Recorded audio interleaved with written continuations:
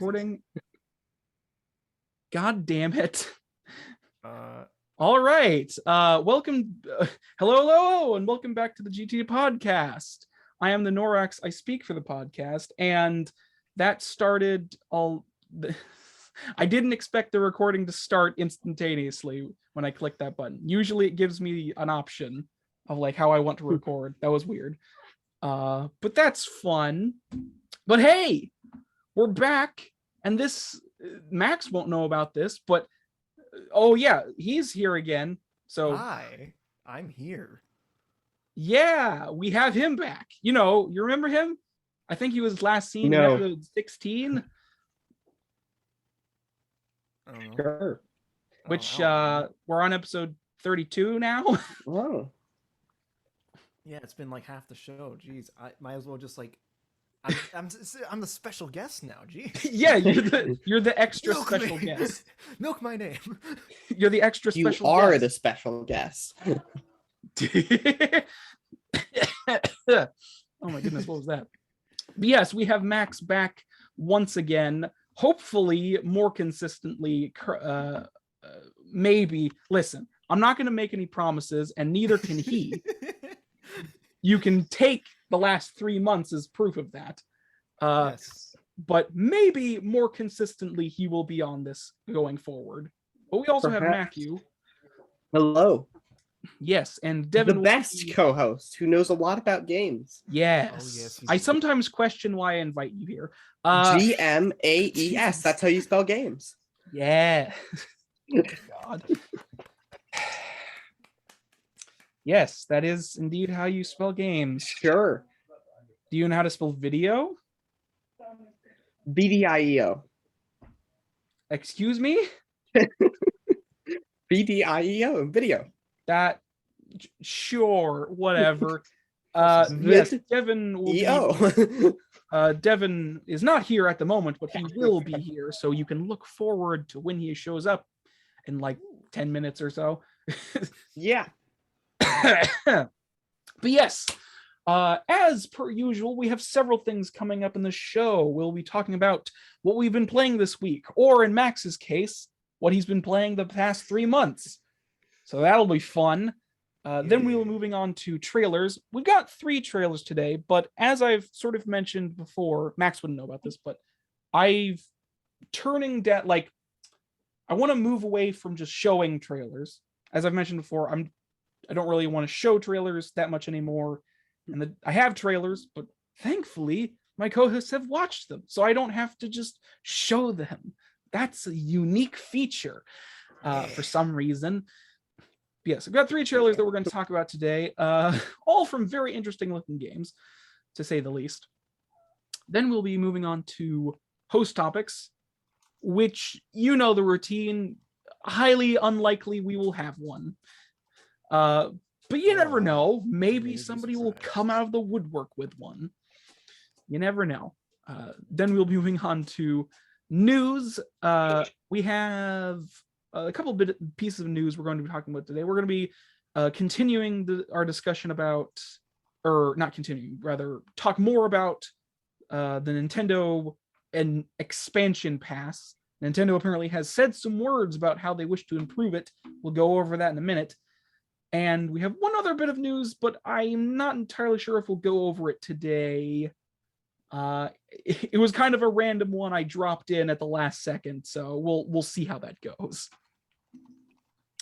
And then moving on to shameless self-promotion and the end of the show. So, without further ado, first time I've done that in a while. No. Just swiftly move into what we've been playing this week, unless you just want to shoot the shit for like 20-30 minutes. We could talk about Dark Souls again. I mean, we're going to at some point anyways. I need to write. I played Minecraft. Oh my gosh, I didn't. What? Oh my goodness, Matthew, I can't Yeah. You went in lieu of me introducing you. That's a first. Whoa. Oh, that's not how I was thinking about it. Well, go for it. My gosh, look at you. You've grown so much. I actually haven't played much D&D this week, unlike normal. I was a bit under the weather. I'm feeling a lot better.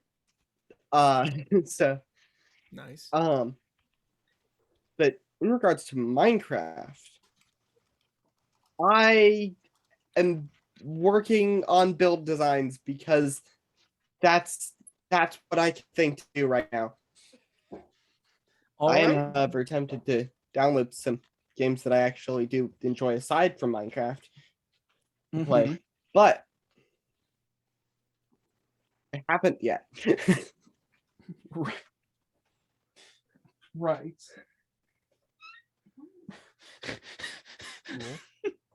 Sorry. Oh, but in regards to D&D, because I can say more on that without actually saying stuff about the D&D campaign directly, because reasons. Sure. Go for it if you want to just talk about D&D for a little bit. Well,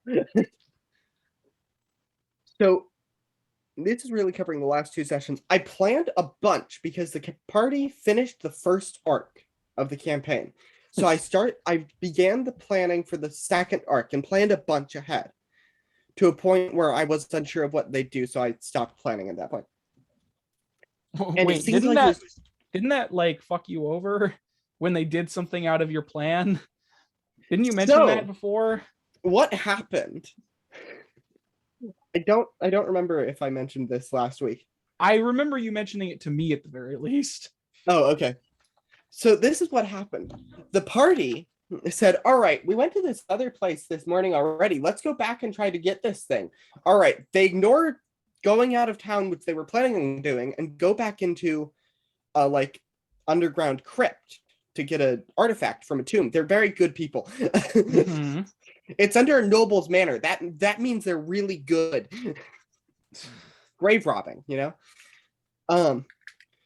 And so they managed to defeat a CR10 at level 2 because they grappled it. You got enough drinks there? Yeah. And it never escaped the grapple. Or did anything effective. So they just pummeled it to death. And that was a thing. But then the next session, they had to deal with the sarcophagi. Mm-hmm. And they ended up leaving it because they couldn't get it open. Because it wasn't made for second level characters.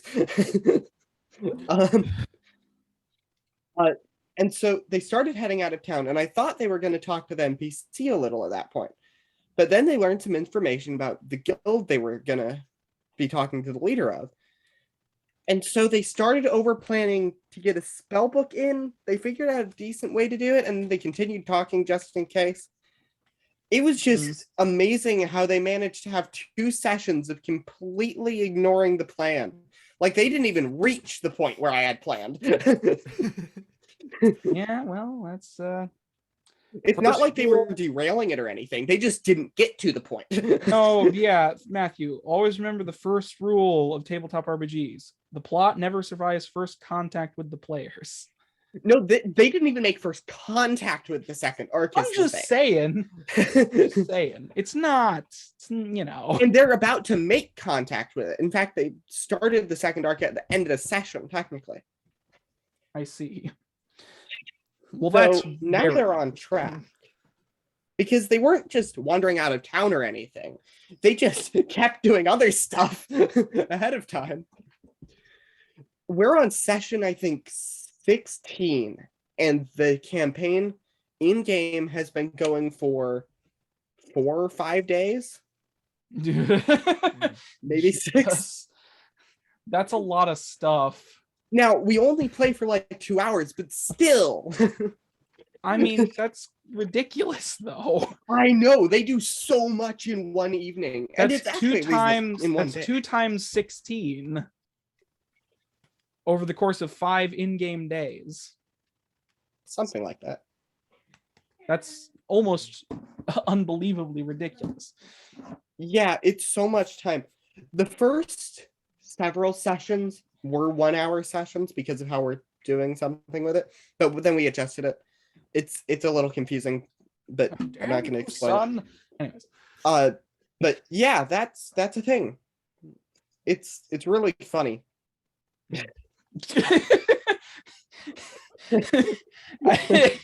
Maybe. Goodness. Yeah, certainly sounded like it.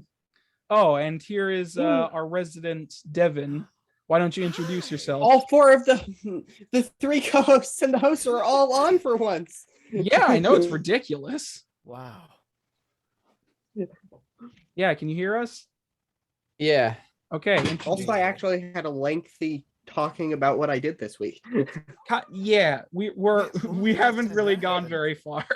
We're still in what we're doing this week. So, well, since you're here, why don't you go next? Because you two are usually the people that do the least. Hey. I mean, aside from me, but I have an excuse. I've worked this week. And I also worked. And Same. yeah. Played Minecraft. I played Minecraft. You guys play lots of Minecraft. I'm gonna be really happy once I get we're installing tethered internet, which is the underground wire Fiber. internet. Yeah. Fiber eventually. Fiber, not tether. Yeah, whatever. Thank you. I also caught a cold. I caught his cold. It's cold. My Oh, cold? they're cold. I caught his cold. Oh, you are cold. You're No, like never mind. Chew. You know what I mean? I didn't mean you're cold. I meant you have a cold. That's what I meant. Yeah, but we Yeah. have things that help us against them, so we don't I have, have colds. a cold. Has it really turned into a cold for you? I don't know. I've been sneezing. Okay, I have a really minor cold. It's You still sneeze it. Really by the cold, you'll say? Yeah, it's a really minor cold. Yes, I could tell. I could tell it's a really by the Wow. cold. And Yeah. what else did I do? I just helped someone move a bunch of stuff in a really dusty room, so I might sneeze a couple of times. That's Um, fair and fine. And with the internet, so there's this game that you might have heard of called Bed Wars. Oh and wow, Matthew never and I- heard of it. Wow. Yeah. Matthew and I Really? enjoy playing Have you that. been living under a rock, Aaron? Kind of wish it was. But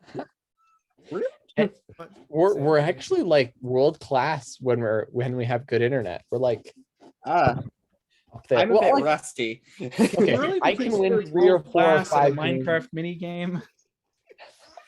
Just I can saying. end up with- We're not even close to the top 10. No, world class just means up there in like the top What, 1% top of 1,000? players or something. The top. Ah, Yeah, yes, I'm the top definitely- 1%. Yes, I would say I'm definitely up there in the top 1% of players. I'm definitely the very bottom of the 1% because I am really bad. You're but really I've bad, managed- but you're really good.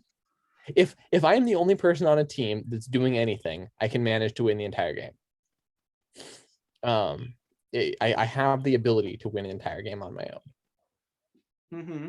I've done it many times, but if there are really skilled people on a team, it might be hard for me to take them out on my own versus an entire team of skilled players.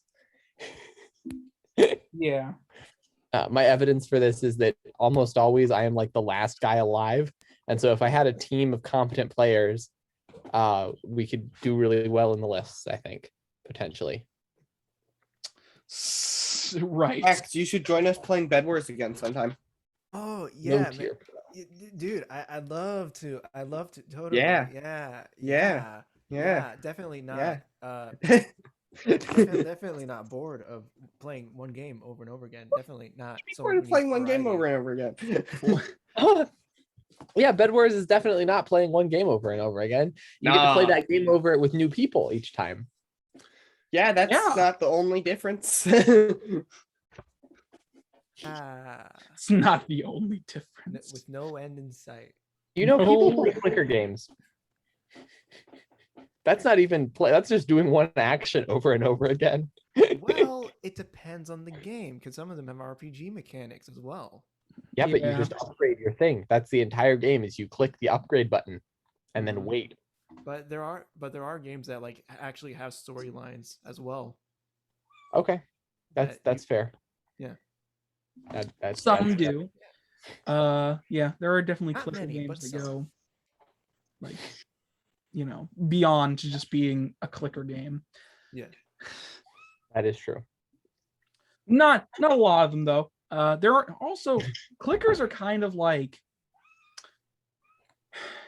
They're Like- kind of just like when you have absolutely nothing else to do. yeah, they're also one of those games that kind of like was super popular for like a couple years because of Cookie Clicker that started it all. Like people got super addicted to Cookie Clicker when it was kind of new. And I honestly haven't heard much about clicker games anymore. I think Yeah, they've they just kinda- kind of fallen out of fashion. Yeah. And then my favorite type of clicker game is the dating clicker game where they'll like it's a visual novel dating game, but it's a clicker. That's my hold favorite on. type. Wait, hold on. Wait, I know Okay. of I know of puzzle games that do that. I've never seen a clicker game that Yeah, does that. yeah, where you get everything done by just mashing the button. Oh my gosh. Okay. They're entertaining. I'm I'll give gonna- it's a very niche genre and they're very Mhm. entertaining when they're done correctly. Mhm. But Yeah. No, here's the Wow. thing. Like I'm about ready to like go on a deep dive of playing Otome games just Oh. for like just out of pure curiosity, like what is this all about? So I have like a few listed that like all right. So someday I'll dive into those. yeah, maybe. Might be a good idea. But yeah, so that's what you've been doing this week, Devin? That is what I've been doing this week. Hmm. A lot of well, yeah, and also I've been I got this. So there's this thing that I got a while ago called the Encyclopedia to Geography, and it's written for children, which is good because I don't want an in-depth discovery on everything, but it's also got some stuff that's wrong because it oversimplifies things, and that annoys me. I mean, Because I mean, it's written for children. Yeah, I know. But I want to have a basic understanding of geology because Geography? Geography and geology. No, geology is the study of Earth. Okay, geography then. The general, have- like the composition, like stones, that kind of Earth. Yeah, that. I want to have an understanding of geography. Geography. I took a geography class in like 8 years ago, and I don't remember anything. Hey. Mm-hmm. So, I for example, this is a map of the Earth's wind streams. So you got some wind going on near Australia, yeah, and then you got wind going on like between Britain and like Europe East and- America, Yeah. and like this map. By the way, this map is like reversed with than you normally think. So like Africa's in the middle, rather than being over here or something. And America's like over on this side, not this side, but whatever. It's a cool map. And I want to build one for my world because I want to make the wind stream sort of make sense, but I also don't want to worry about it yet until I know where things are. Yeah. For those of you just tuning in, Devin has gone slightly insane and is literally building a world. Yeah. For the sake of tabletop RPGs, but also just a series he's trying to make. Yeah. And so And I have I don't know. Have you said Going so in depth as to mapping out wind streams. yeah. Well, That is a first. Like I've heard of some, like we've heard of J.R.R. Tolkien, how he did so much massive world building. But geez, man.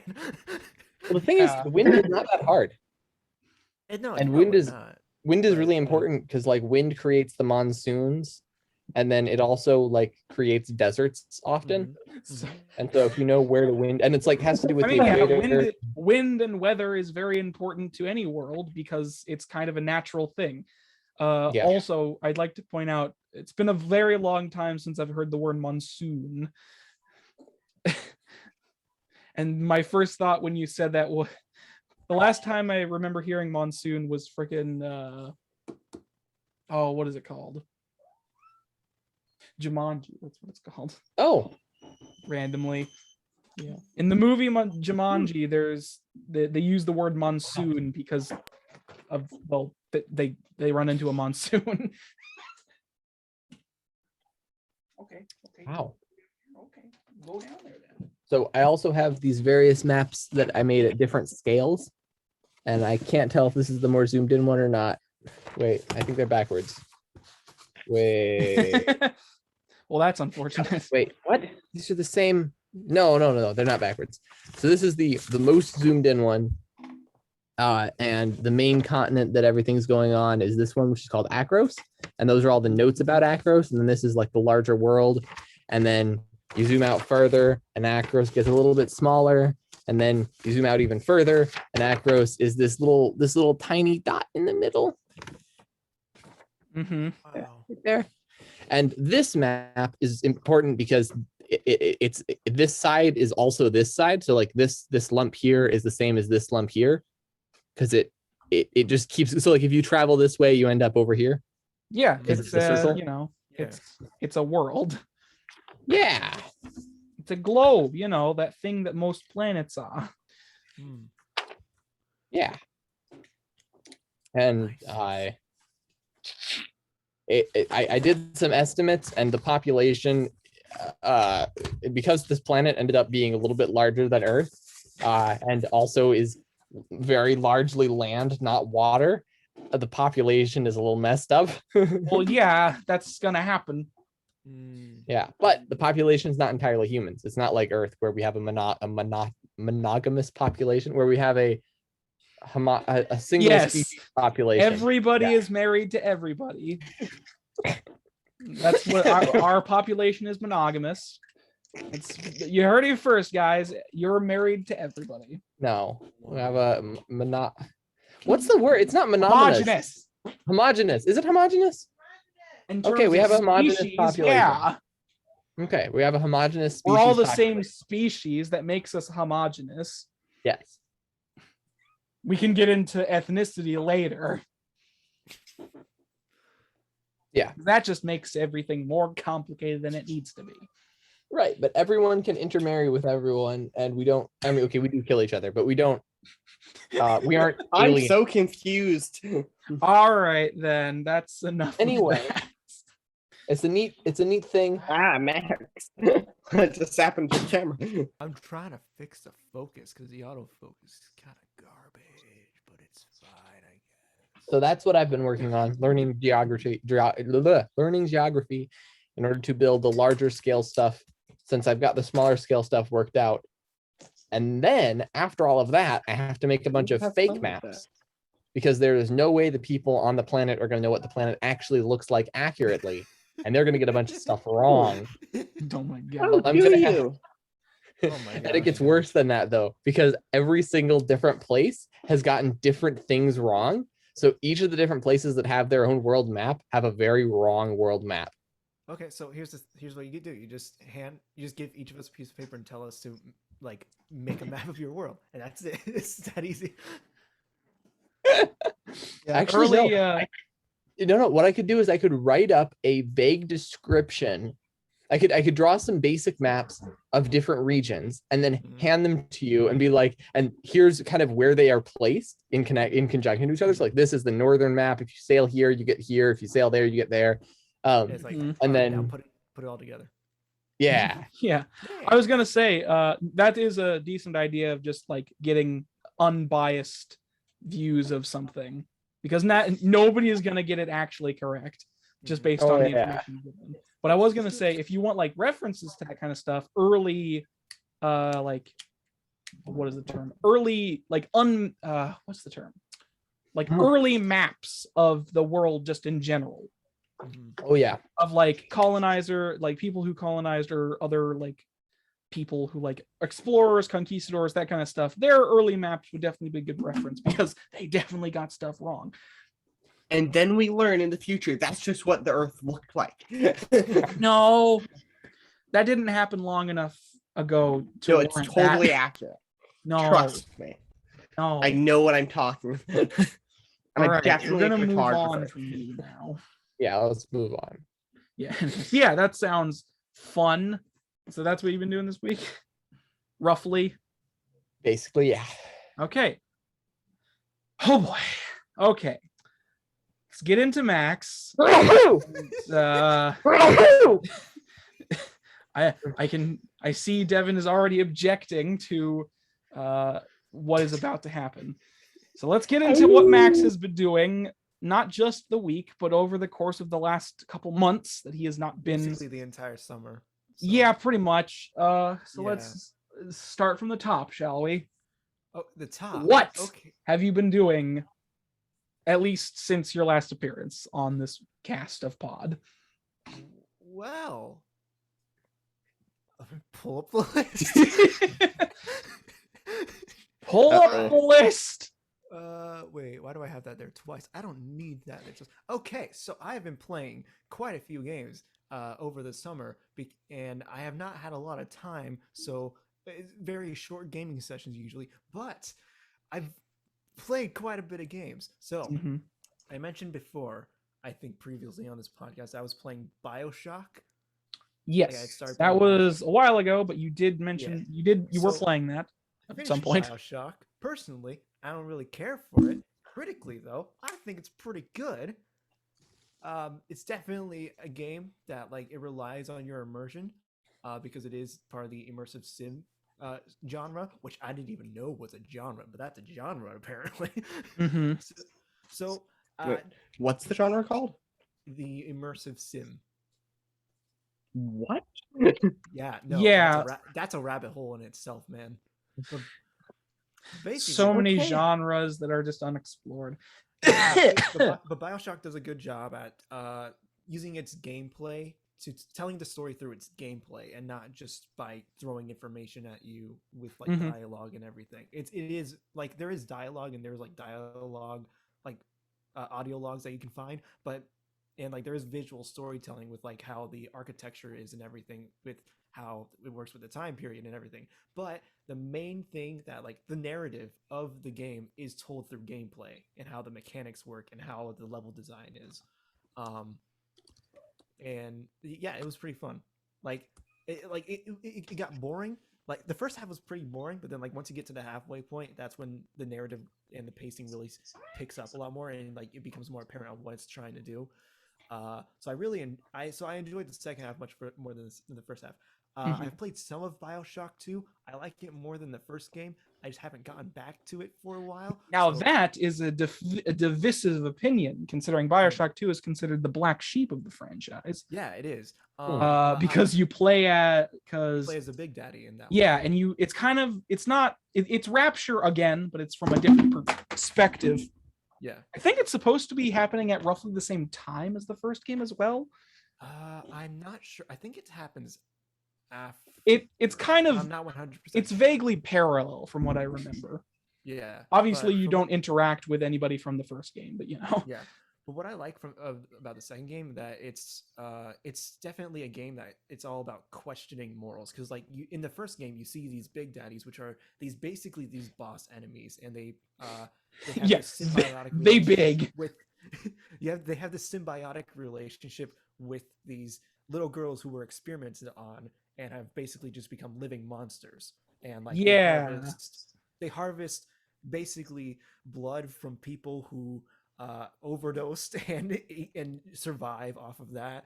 It's really like edgy and messed up. But like in the second game, you play as a big daddy and you're trying to find the little sister that you were assigned to.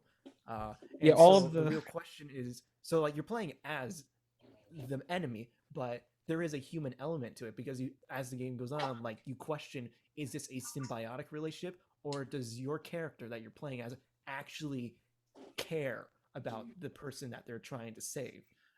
and as you go on, you get choices like you have to like help out other little sisters to do that for gameplay purposes. But Mhm. like in the end, you have the choice of either saving them and curing them of like being this creature that they are and turning them back into humans, or harvesting them so you can keep all the materials for yourself. That's a Hmm. thing in the first game as Yeah, well. that's the thing in the first game as well. Because But whenever this you sci- beat whenever you beat Big Daddy. God damn, whenever you whenever beat you Big Daddy, beat a you Big get that Daddy choice in the as first well. game, you find the person he Mhm. was assigned to, and you can choose to basically kill her and get more experience points, Mhm. or spare her and you get less, but morally I feel like it's a better option. Yeah. So the second game definitely does that again, but I feel like it's done a lot better in this one because of the context of Well- everything and the character you're Well, playing yeah, I was as. gonna say, like, technically you're supposed to have a more of emotional attachment to them in this. Yeah.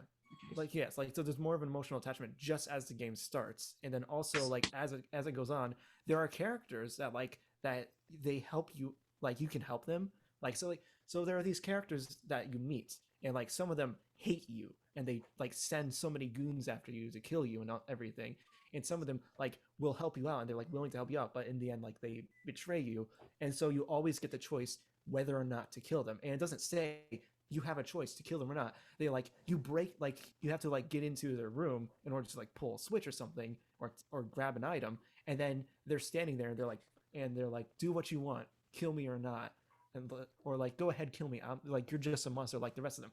And you could kill them, which is because of just how the game is pointing you, or you can just walk away, and then that Mhm. immediately changes like how their perspective of you, because they think of you as just a monster.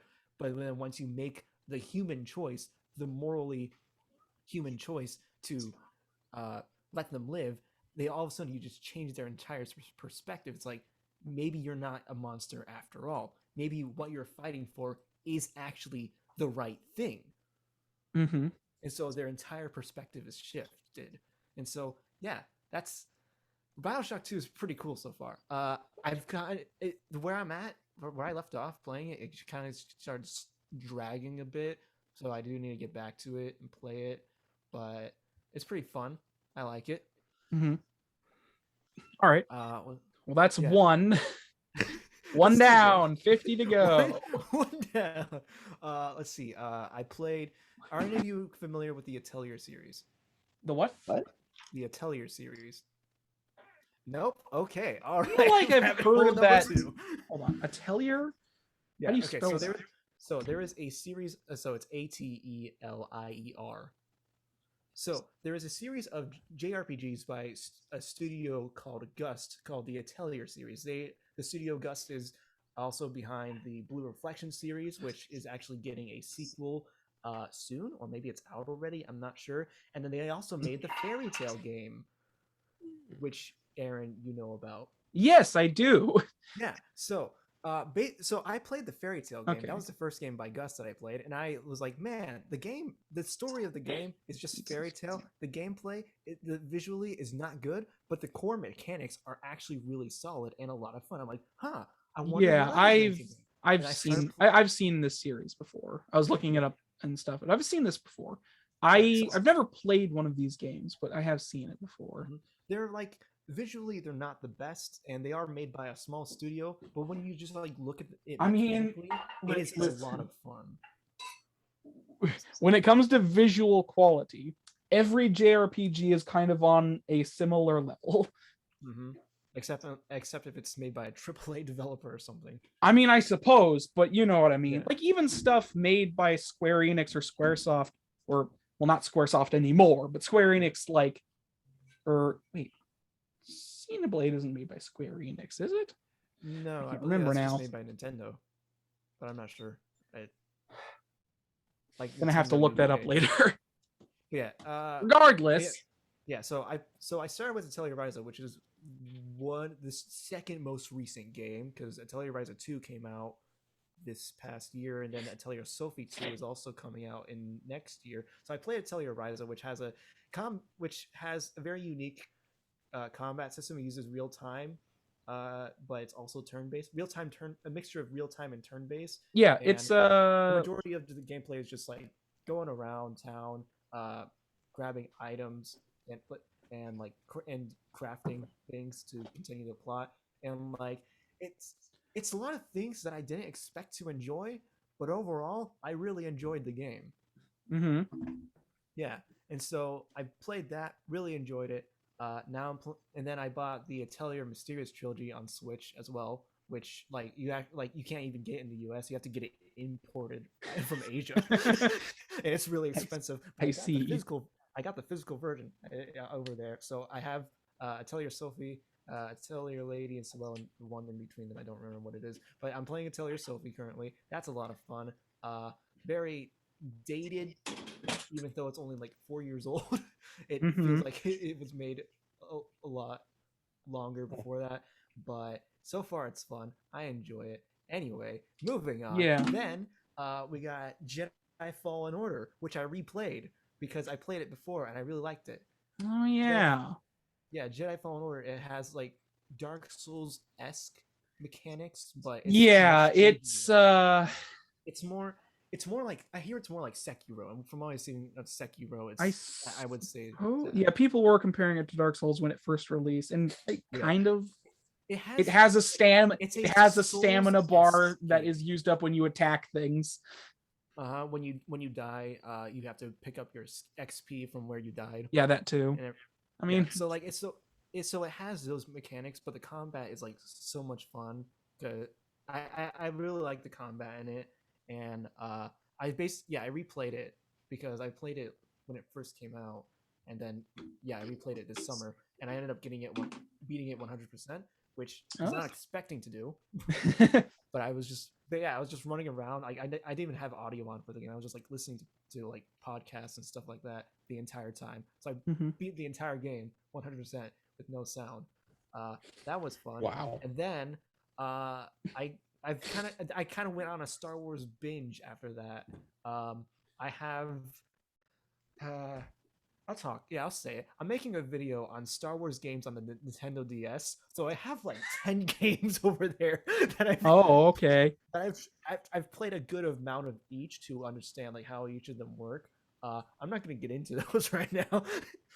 I can. I already have a feeling I know what the quality of each of them is going to be. You'd be surprised. Well, the DS has surprised me before, so we'll see what happens. Some of them are like the best one is like kind of mediocre. The only reason I'm going to keep playing it is for the story, because it's actually just a really nice original story. The rest of them, like, they're either kind of fun to play or they're like really bad, but they have such interesting design details and like so much interesting info on the development and like how it was made and like what the developers did to make the game the way it was. But it's just that the game is so bad. But yeah, as part of the story of game development, it is a romantic one. But as far as like kind of like research, but then also just like my own self-interest, I played The Force Unleashed 1 and 2 on PC. I don't know how they are currently, but I remember the PC releases being a little weird. For the first game, the first game is very clunky. I'm not sure how much is that as a result of the PC port or just the game itself, but it's really clunky. It's not very fun to play. Just based on what I've personally seen, I would at least say probably a result of the PC release. I mean, well, here's the thing. It could be a result of the PC release, or it could just be a result of the game itself, because the game came out on PS2, the original Xbox. Oh yeah, I forgot about PS3, that. Xbox 360, and the Nintendo Wii. And the Nintendo Wii I'm pretty sure had like 1 or 2 exclusive levels to it. And then there was also DLC on top of that. Mm-hmm. So the game was a mess. Variety of systems. And so the game, I feel like part of it is the actual game, and part of it is just a PC port, because the PC port just isn't very good, especially with like, the audio balancing and everything. So the first game, I didn't really care for. It felt there was like too much padding. They had open levels, but there was no reason to really have those open levels because there wasn't too many collectibles, and there wasn't really like a leveling system. So it just kind of felt like you were just beating a whole bunch of bad guys for no reason. And also it was Yeah. very clunky to play as well. And the story was just, it was okay. Second game, however, it was a more character focused story, character driven narrative, and I'm like, heck yeah. Anything character focused, and instantly it's like, Yeah. okay, I'm on board now. Yeah, and then, What yeah, has and happened to Devin's screen? It's I the have sun. no idea. It's the sun. Yay. Oh, cool. It's the sun. Yeah, Yeah, you so yeah, it's the sun. You're gonna for those of you who can't see this, the sun is literally casting godly rays at him. wow. Majestic. Wow, it's bright. It's real bright and man. I think Devin. is your life being directed by J.J. Abrams? Like, what the hell is going on? Oh my gosh. So much lens flare. Oh god. No, Devin. Don't do Okay, that. now no. a solar flare is happening. It's I you're know, blowing it's up. crazy. All right, Wow. Okay. That moving on. that was cool looking. That was cool looking, The dude. thing. Nice didn't look neat. inspiration from If the you Dead wanted to Space see Beasts. that, go watch watch it on YouTube. You know what I mean. And then skip roughly 50 some minutes in, 58 minutes. ish. Oh, yeah, we're 50 50 minutes minutes. in. No, This is- we're not. We started kind of late. We're probably only like 30 minutes in at most. All right. 30, And we're 40. at the 30 Okay, skip minutes. like 30 minutes and skip an amount. Whatever. You'll find it. Or Yeah, just look at the timestamp on the thing that you're just listening to, and then go to YouTube and use that timestamp. Yeah, Yeah. yeah, they can That's do that. probably better advice. Whatever I was saying. Continue. Okay, I'm so- listening, but I'm so confused that I'm also doing other stuff. So- Yeah, Force Unleashed Same 2. time. I really enjoyed Force Unleashed 2. It actually holds up pretty well on the PC port. Like it looks really good. Character driven story. The combat wasn't dumbed down, but it just wasn't. It didn't overly explain things like the first game did. It was pretty much left up to like the player to understand how combos worked and everything. And Mhm. yeah, and I ended up playing the entire game in one sitting, which I've never done for anything. So Yeah. that was fun. I really liked that game. And then out of curiosity, I also played a bit of Battlefront 2 EA. Yeah. And, Battlefront 2. It's Technically Battlefront 4. technically Battlefront 4, but yeah, Battlefront 2. Technically Battlefront. Yeah, because there was Battlefront 2, both on the PS2. Then there was Battlefront on the PS4, and then Battlefront 2. Yeah, and then there's also two. You know. There was also two spin-off games made for the PSP and Nintendo DS, but I won't get into that right now. Anyway, We don't yeah, need to get Battlefront 2 into it. EA, honestly, it's not that bad. Well, It's like because here's the you thing, have when it came- you have yeah, the when it came luxury. out- You yeah, when have it the came out, luxury of it playing was- it. What, 2 years after its original release, roughly? Yeah, because when it first came out, it was horrible. Like Yeah, it was uh, buggy, microtransactions everywhere. But then they took the microtransactions out, and all the DLC was free. And so when I got it on Steam for literally like $3 on sale, it was I'm like, sure you got "Whoa." your money's worth. Yeah, definitely. Like I'm still playing it. Like it's a lot of I fun. mean, other it's than as like mechanically, it's a fun game. It's just Yeah. unfortunate that EA was the one who made it, yeah, or rather, and- they published it because I think yeah, EA Dice that published made it. I think it Di- was yeah, Dice. is the one. Dice is a studio that made it. They make the Battlefield games, and the new one does not look good so far with how the beta has been. Not horribly surprised. Yeah, wow. It's almost as if the biggest companies make the worst stuff. No, it's almost as if re-releasing the same game for the what is this 30th time now? Something like that. Yeah, So Battlefront 2 many. Battlefront 2 is fine. Like it's fun every now and then. I also played a bit of Gravity Rush. Oh yeah. It's fine. I'm playing the remastered version on PS4, so it's fine. I haven't finished it yet. Oh yeah. Then I played a visual novel, ReZero Prophecy of the Throne. Real bad. I don't want to talk about it because it's just real bad. It was just I was like, man, a game for ReZero, one of my favorite animes in light novel series of all time. Like, man, like with multiple choices. Wow, multiple endings. Wow, this is perfect. I played it and I was like, wow, that was the most boring experience of my entire life. The only thing is that it was fully voiced in both English and Japanese, but even that was like Wow. it was just like decent. It wasn't even great. Casting by Yeah, Funimation. then I played a little bit of Dark. What? No, I mean no. The casting is perfect. No, the casting is perfect. I didn't. For ReZero. I think the casting is fantastic. I'm sure it's fine. What did you say though? It's just it. I was just saying that I played a bit of Dark Souls. Right, that's what you said. Yes, the Dark Souls thing that I like to talk about from time to time. Oh yeah, that thing. Wow. Please, should we talk about it?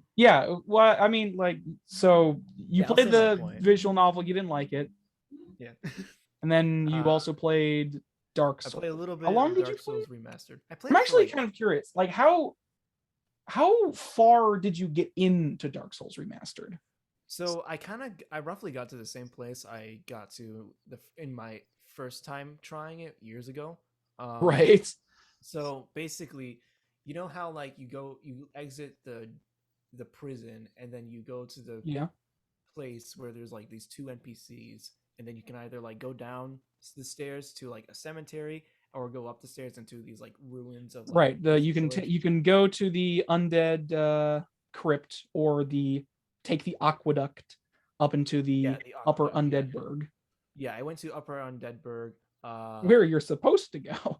Yeah, I went up there and then like I got to a bonfire, and then that was kind of like where I was just like, yeah, I'm not having fun. The gameplay, like, it's not bad. The game is not bad. The game is actually very good.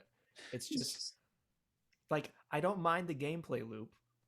I don't mind the gameplay loop. I don't mind the combat. I mean, like, it's a little, to me it feels a little bit clunky.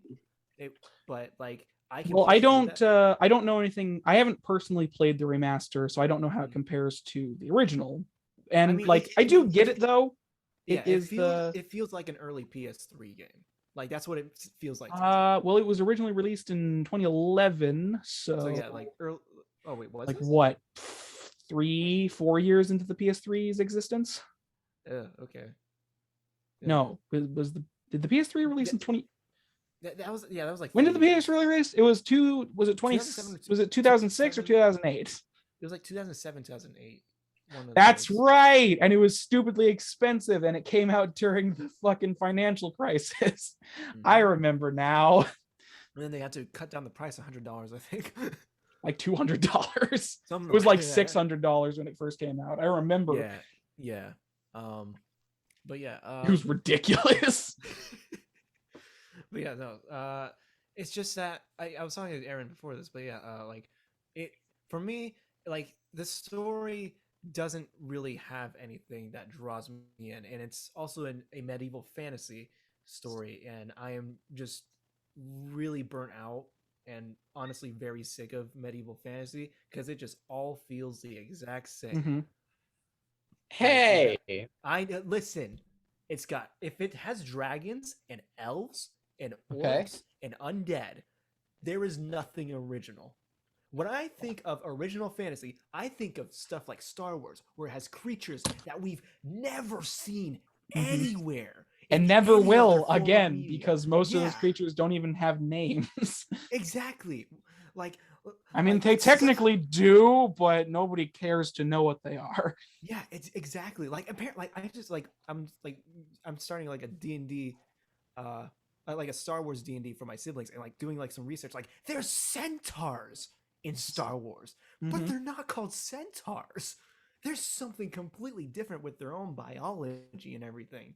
Like, that's what I want to see from a fantasy series. Something that has completely new creatures, completely new worlds that are unlike anything on Earth, where everything in every modern story in the fantasy genre is literally nothing but dragons, Don't elves, even orcs, undead, the same Yeah. old things over and over again. like I completely even get you, magic. but just to say, like, my Yeah. personal least favorite variety of fantasy is modern fantasy. modern Holy shit, fantasy is just also- having fantasy creatures in the modern world boring as all hell. Oh, to I me- see what you mean. Yeah. To me, it depends on how it's Super done. lazy because it's just most people just use it as a hand wave of, yeah, it's whatever. Who needs world building? No. You need to think of all of the ramifications of everything, and including what history would have been like if everything happened and everything was changed with the gods and centaurs Yeah, and everything else. it's You need to think of the ramifications of all that. that's I amazing. never go overboard But, on anything. yeah. Nope. So I want to say, like, I'm not gonna try and be like, you should go. Yeah, I'm not gonna. First of all, don't super care that you don't like Dark Souls. That's a personal thing. I really think like Dark Souls, but you know. here's the thing: I don't think Dark Souls is bad. It is a very good game from what I've seen, and Yeah. from what I've heard, it is a very good game. Sure, it has its flaws every now and then, but overall, I think it is a good game. It's just me personally. I just don't want to play it. I am Yeah, not I mean, interested in it. that is fair. I will say though that I should at least say this because I feel like a lot of people would get angry at you if you like. So you got to the bonfire, like you didn't get to Like basically, the- there's this the- tower. you on didn't the- get on to like, the rooftops. Minotaur. You didn't get to the Taurus demon. No. Oh yeah, no, I didn't even get to the dragon. Yeah, the first Yes, time I you played didn't it, I get to got the I got Taurus the demon dragon. or the Bridge of Despair, which is like the Taurus demon is basically the first actual boss of the game. Mhm. Asylum Demon is the tutorial boss that you can beat very easily. Asylum Demon is the first proper boss.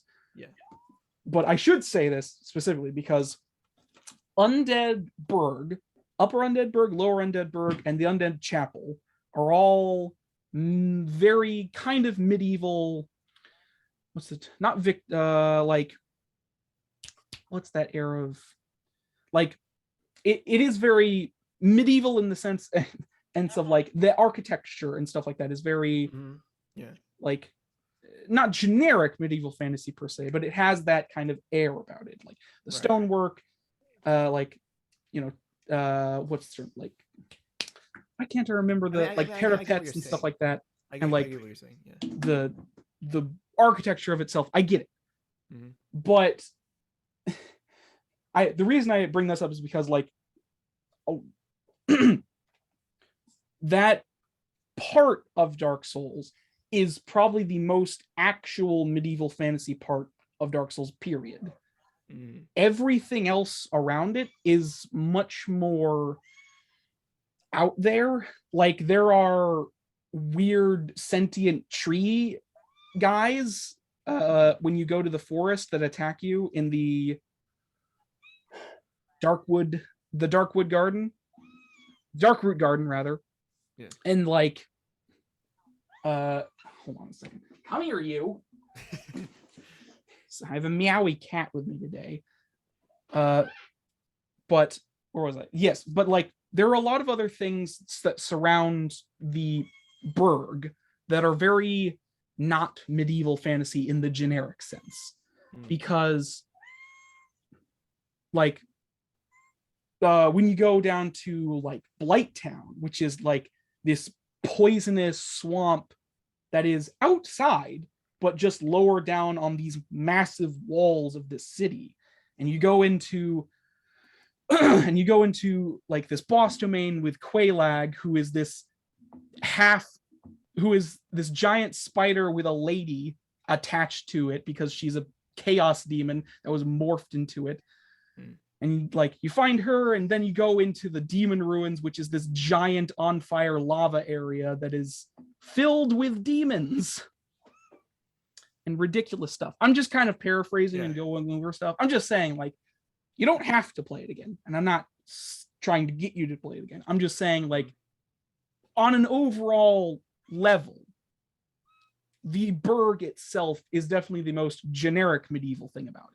Yeah, no, I can see that. Like some clips and stuff I've seen of like other areas in Dark Souls, and just like the other Dark Souls games. Like the environment outside of the fact that there are skeleton enemies in the game, which is the most generic medieval fantasy enemy, period. Yeah, I think that was also a kind of a big thing. But yeah, it's like skeleton enemies in a fantasy game. Oh, like out of all from all the clips and stuff I've seen of other Dark Souls games, like the environments do look a lot more interesting.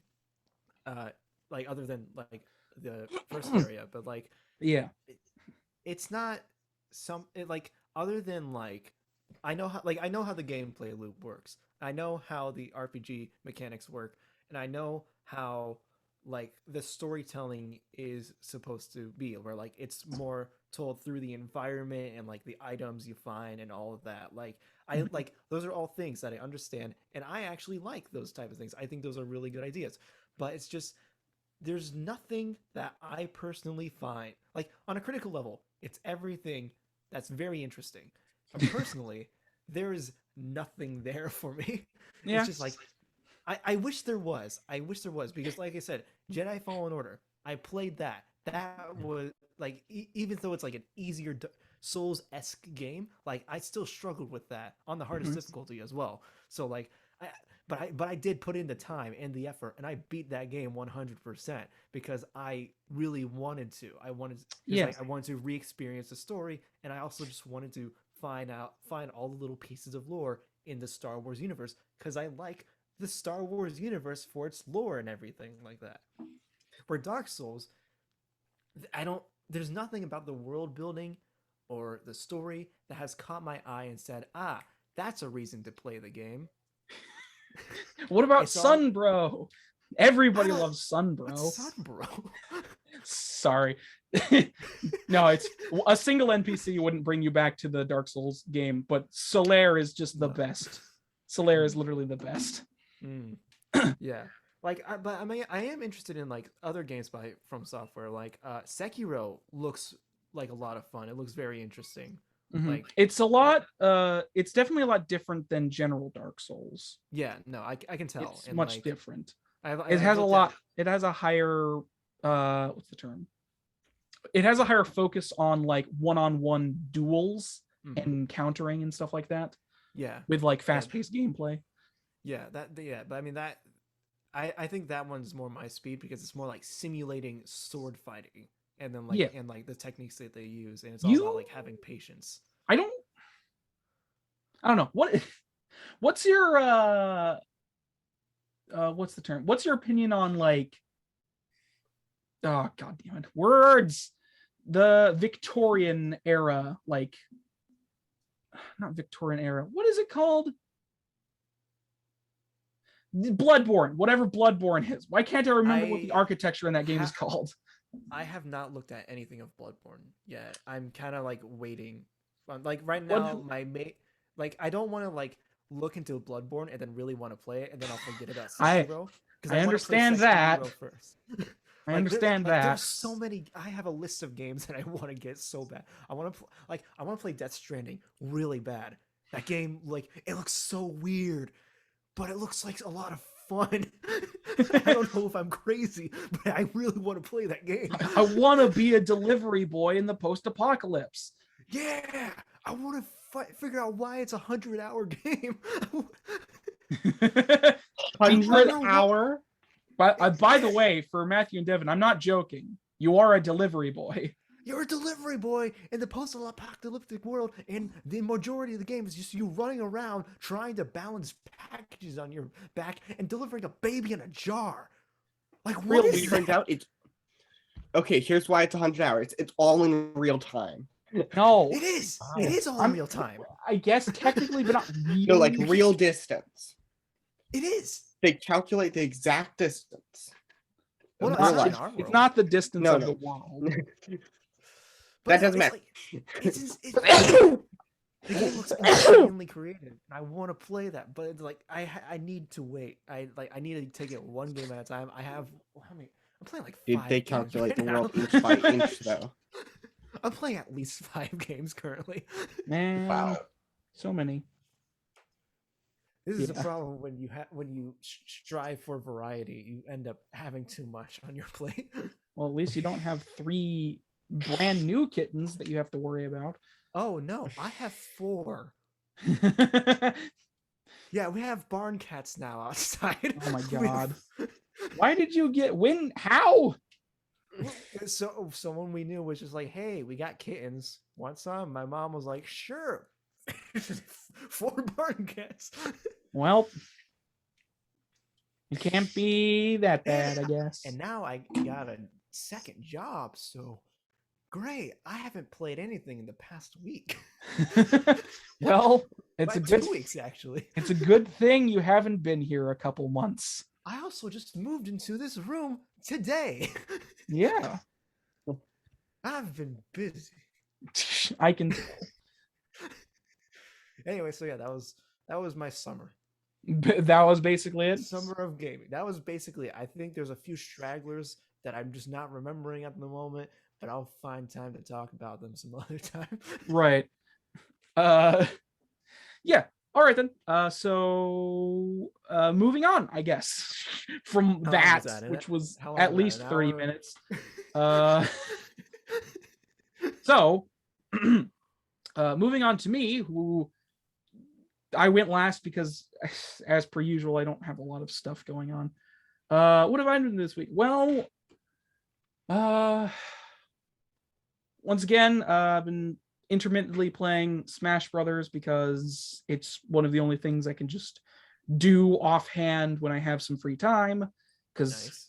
I vaguely mentioned earlier, Max doesn't know this, but I did get 3 kittens recently. And by recently, I mean a couple months ago. But like, they're barn cats as well. I got them. They're in here right now. They only got fixed like a couple weeks ago as well. So I've had a lot of fun taking care of them, and I have to be ever vigilant with them because lots of stuff they can get into that they shouldn't be getting into. Yeah. So I haven't had a lot of personal time to do a lot. But what else was I doing? There was something else I was playing. Wasn't there? Have I only been playing Smash Brothers this week? I feel like that might be actually the case. Because I feel like wasn't there another game I was playing? I feel like there should be, but I don't remember what it was. Regardless, yeah, I've been just playing Smash Brothers intermittently. Nice. There's nothing super interesting for me to talk about in that regard. Have you tried Sora or? Oh yeah, I have tried Sora. I have all of the DLC characters now because I bought both of the passes. Yeah. I have all of the DLC characters, and I don't have all of the Mii costumes because that's extra money. Yeah. But I have tried Sora. He's fun. He's very aerial in nature. I like him. Yeah. I have all the DLC. I just don't have a copy of the game. I was borrowing my brother's copy, but I see. moved out. Yeah, but he moved out like a week ago, so I haven't gotten a chance to try Sora yet. But at some point, You could always buy the game. Yeah, I could always buy the game. It's only $50. It's fine. Yeah, I can probably find it used for much cheaper. Fine. Anyways, yes. Like I said, nothing too interesting to say about Smash Brothers. I'm not doing I haven't been doing any of like a lot of the single player content in regards to like the adventure and stuff. I've just been playing online and getting my ass kicked as Little Mac.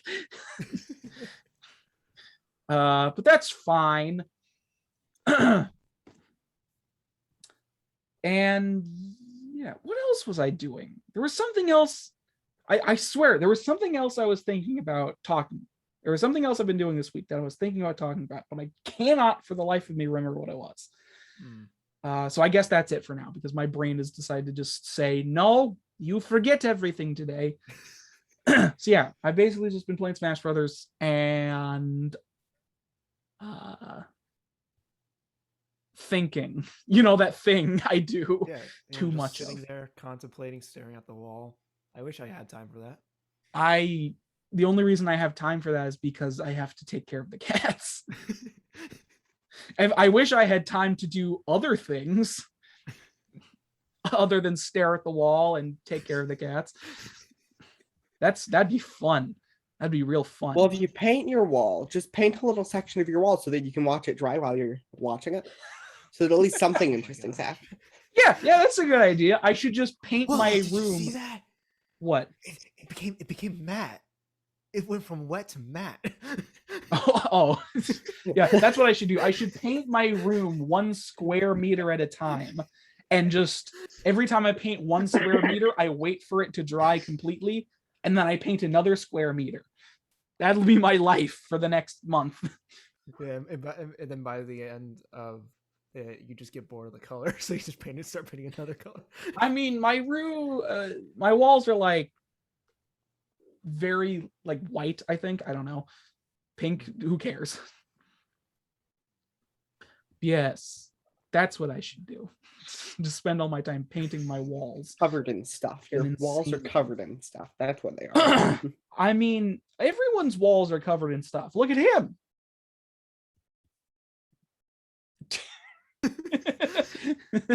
Gestures with hand that you cannot see.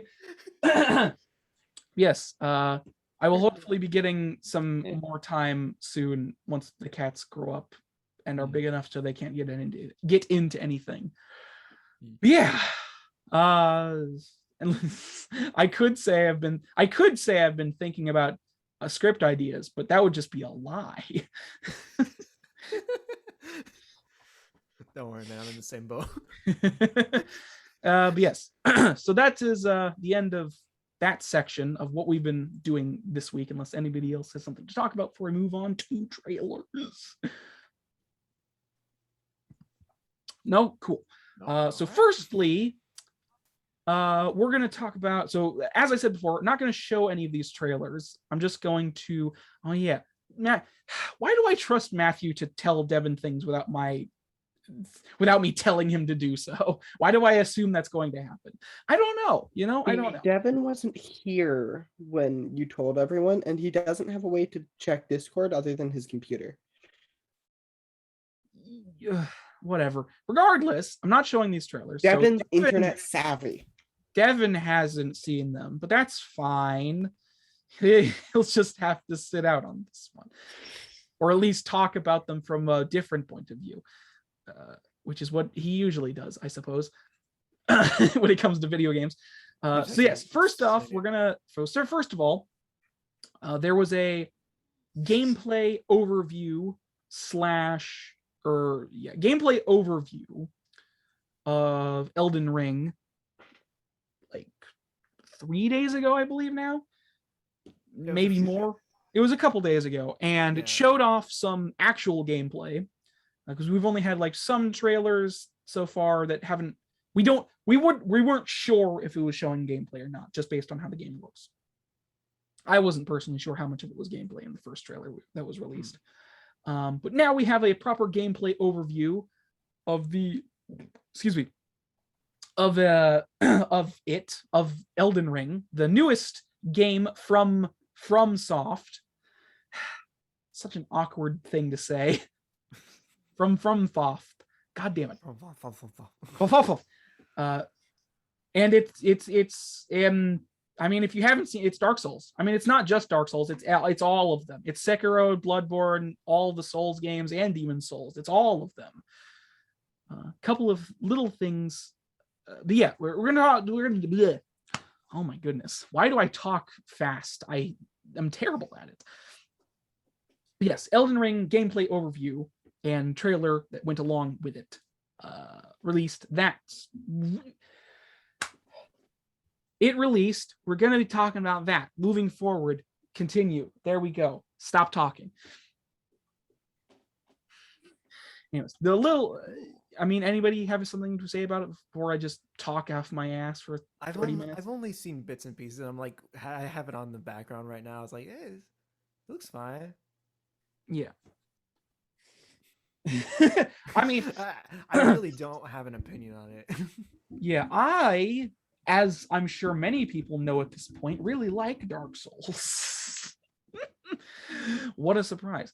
But a few personal things that I wanted to note during the Elden Ring trailer and gameplay overview is like obviously it feels from the trailer, it feels very Souls-like and Sekiro-like and Bloodborne-like. Feels like a lot of the games, to be perfectly honest, which is not unsurprising. But the major defining difference between this game and all the others is that it is a complete open world.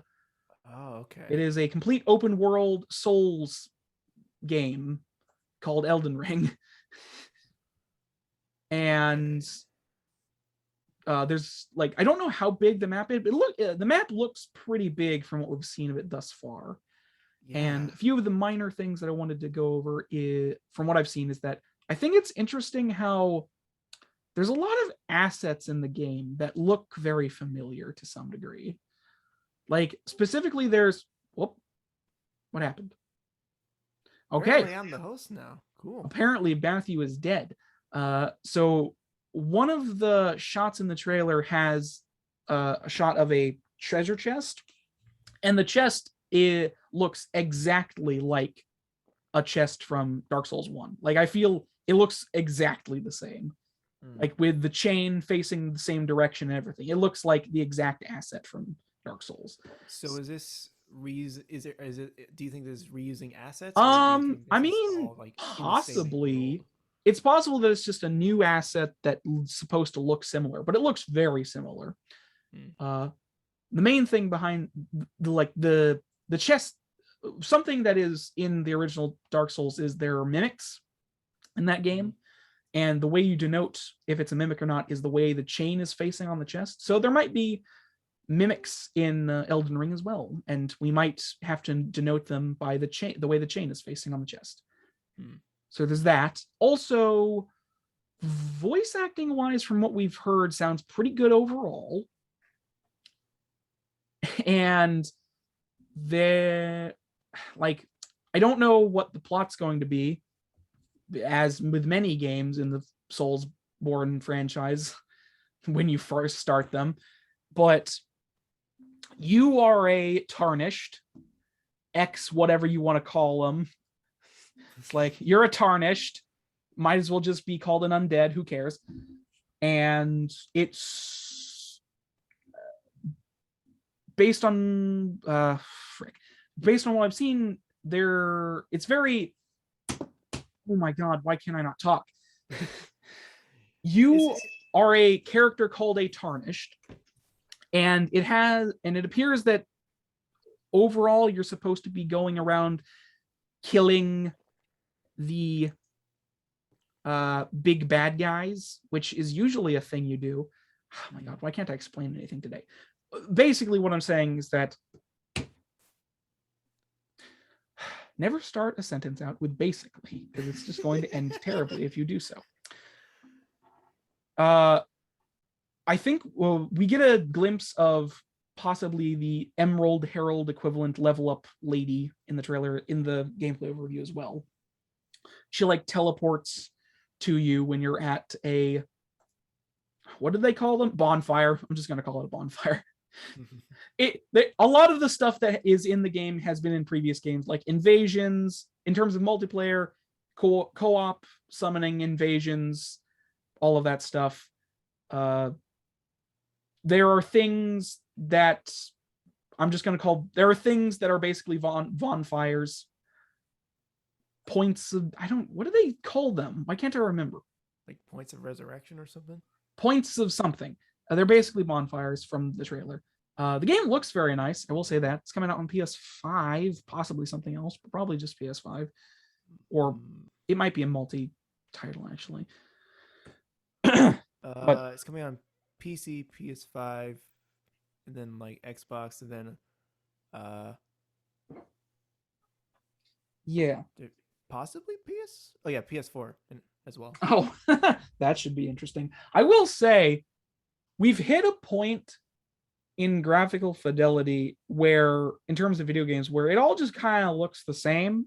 Yeah, I mean, like recently I was looking at like some comparisons for like Kena, Bridge of Spirits, and also Spider-Man Miles Morales from PS5 and PS4. Like, there's not a huge difference, really. It's just the FPS and like some floral fauna stuff like that. Yeah, but other than that, like it still looks really good on PS4.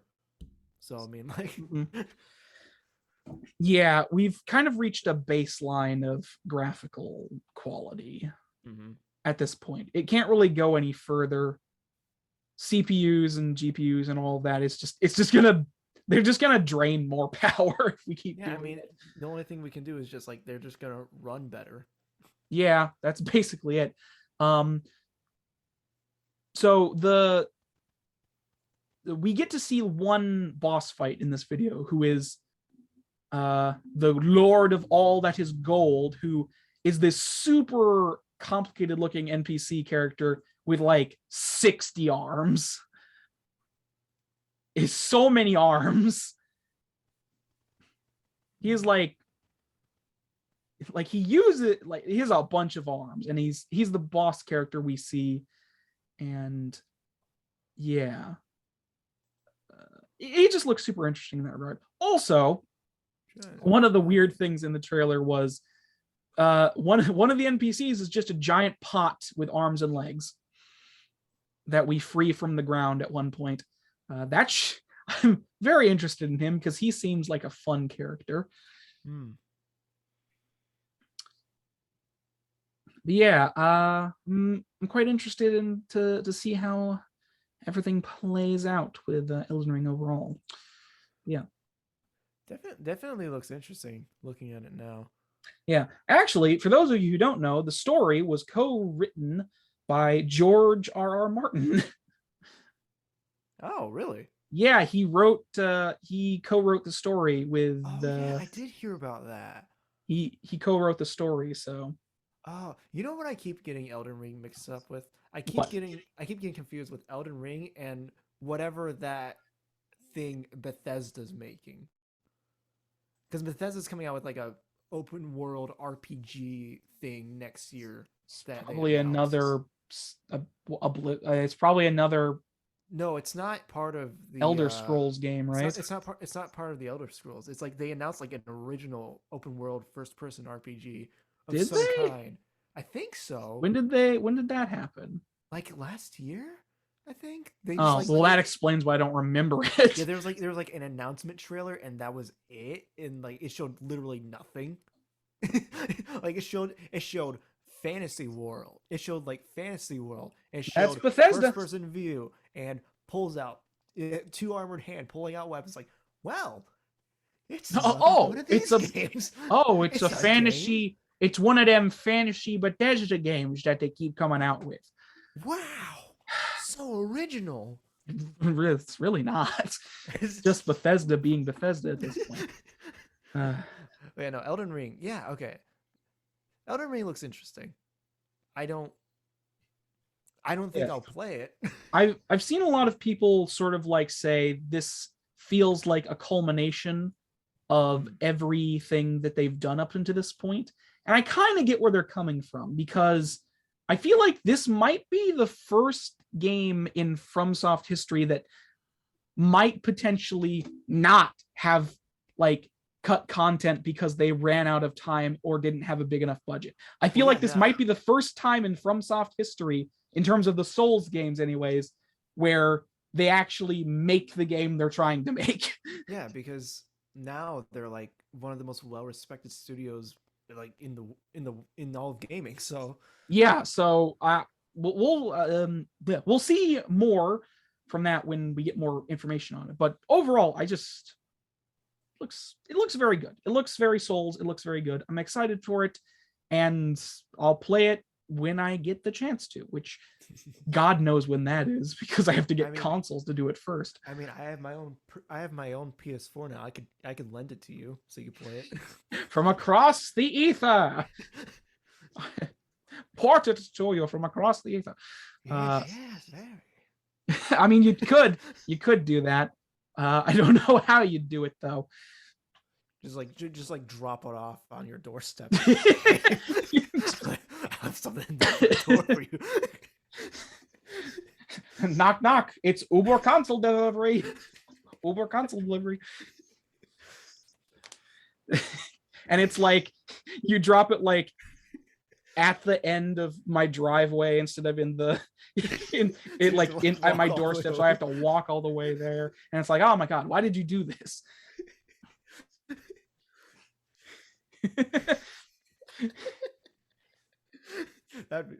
Maybe don't tempt me. Or it's like you show up and it's like, I'm at my door and you're like, are you gonna bring it to me? And then you just speed off.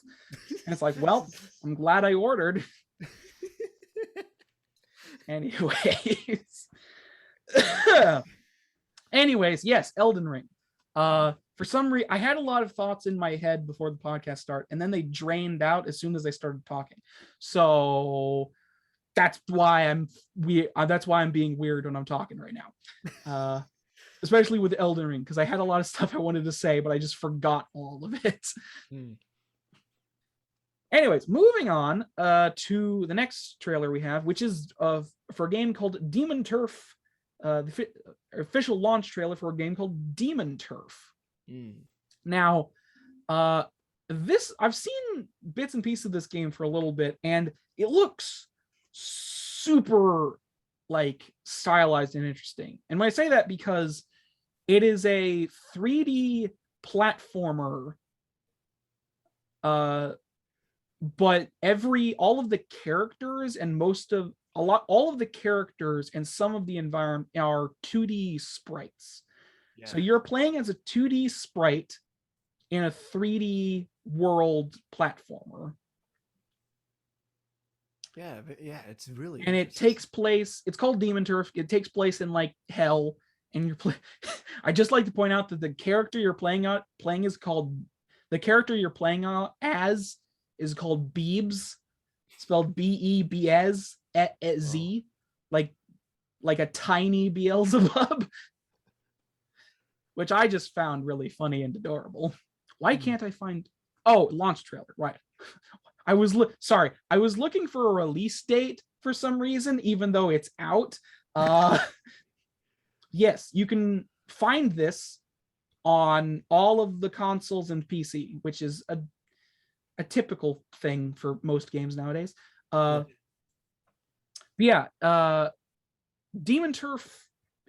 Well, like I said, it's a 3D platformer that has like voice acting and characters and everything. All of the characters are 2D sprites, and it looks like it has sort of a picture-in-picture thing when you talk to people. So like when you talk to somebody, little like drawn portraits appear at the bottom of the screen. Yeah, as well. Like I said, it looks super fun. The movement itself looks very dynamic and interesting. And there's a lot of things that like there's a lot of variety in the gameplay as well. The movement reminds me a lot of A Hat in Time. Yeah, that's what I was gonna say. Yeah, A Hat in Time. That's what it reminded me. The movement, not the game itself, but the movement system reminds me a lot of A Hat in Time's movement. Yeah. Which in of itself is technically kind of very standard 3D platformer movement, but like, yeah, I suppose fun. So yeah. But yeah, the general plot, as far as I can tell, for those people that care, is you're playing as a girl called Beebs. I just love that name. Just a tiny Beelzebub. It's so funny. You're playing as a girl called Beebs, and they're like, basically the underworld is being ruled by some evil idiot, and you're on a quest to take him down. Which, pretty basic, but that's what I got from the trailer itself. If you want to know the full story, you're just gonna have to play the game. Right now I'm rewatching the trailer. It's like, man, I'm picking up like so many like little details with like the sprite work and the lighting. Yeah, because how I it all can't blends together. stress this enough. You are playing as a 2D sprite, but the 2D sprite can face all 3-dimensional directions. Like, you're playing as a 2D sprite in a 3-dimensional world, but it's not just a forward-facing sprite. The sprite turns 360 degrees and can like look up and down and stuff like that. So it has a ton of animations as well. And sprite work has gone into this. It looks super cool. Yeah, like how they blended it with the lighting, and like how like when your character's behind something and everything. Like, wow, it's very stylized, very impressive. Mm-hmm. But yeah, Oh. like I said, looks very cool. But like, I haven't personally played it. I could actually. I probably will when I get the time to. I'll probably take a look at that so I can have at it later. But Yeah. I was gonna say It looks sick. it's been a while. It's been a little bit since I've seen 3D platformer. Yeah, it has been. It's been a little bit. Like nothing's Since I've seen a semi big, like if this is indie obviously, but it looks like it has a semi decent budget to the 3D platformer. It's been a while since I've seen one of those. Which I guess shouldn't be overly surprising, but I don't know. There was kind of a resurgence of them like a couple years ago. Yeah. I mean, hey, it's cool. More the merrier. Yeah. Anyways, looks super cool. So yeah. Anything else to say? Specifically Matthew and or Devin? I know Devin hasn't seen these trailers, but like anything to say? Not really. Okay. I don't have anything to say. All right. Moving on to our final one. Cool. Which even if Devin hasn't seen this, I'm sure he'll want to say something about it after we talk about it. So the third trailer we have, or at least we're going to talk about, is Sucker for Love, First Dates. This is a Eldritch Abomination dating sim. And when I say Eldritch, I mean like Cthulhian lore kind of stuff. So it's a dating sim where you date and go after eldritch abominations such as Cthulhu, but a female Cthulhu. I don't remember. She has a proper name. And Nitheltop. There are 3 girls in the trailer. The 3 girls are... Sorry.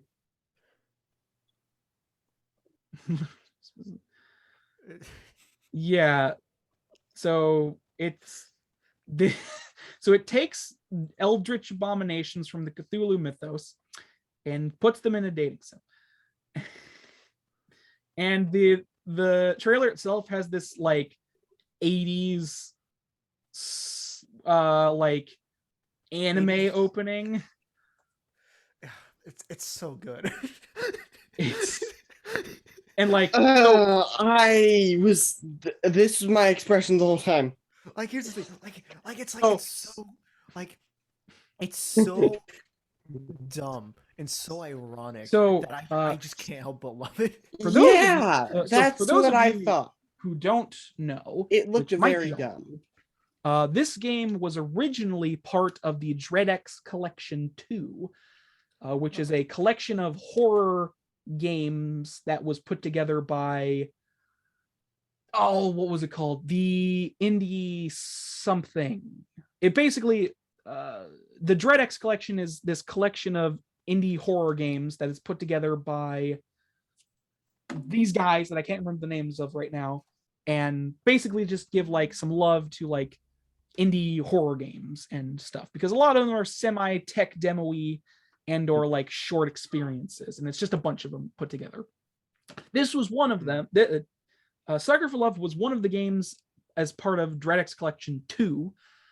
So I have seen the entirety. I have seen the entirety of the game when it was a part of that, and it's very weird and in depth in regards, because you're actually like speaking eldritch chants to summon the girls because you want to date them. Like the plot of the original game was that you want to kiss Cthulhu, so you summon Cthulhu so you can kiss her, and you have to go through this whole shebang of stuff in order to get to the point of kissing Cthulhu. And while you're doing this, the world is ending outside because you summoned fucking Cthulhu.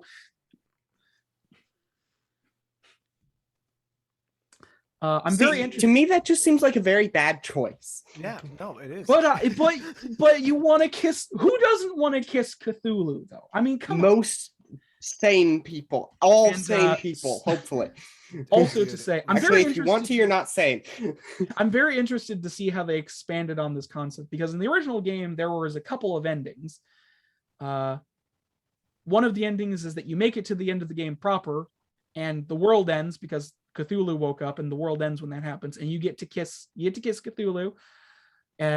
You die, you are the last to die because you helped Cthulhu achieve her dreams of taking over the world.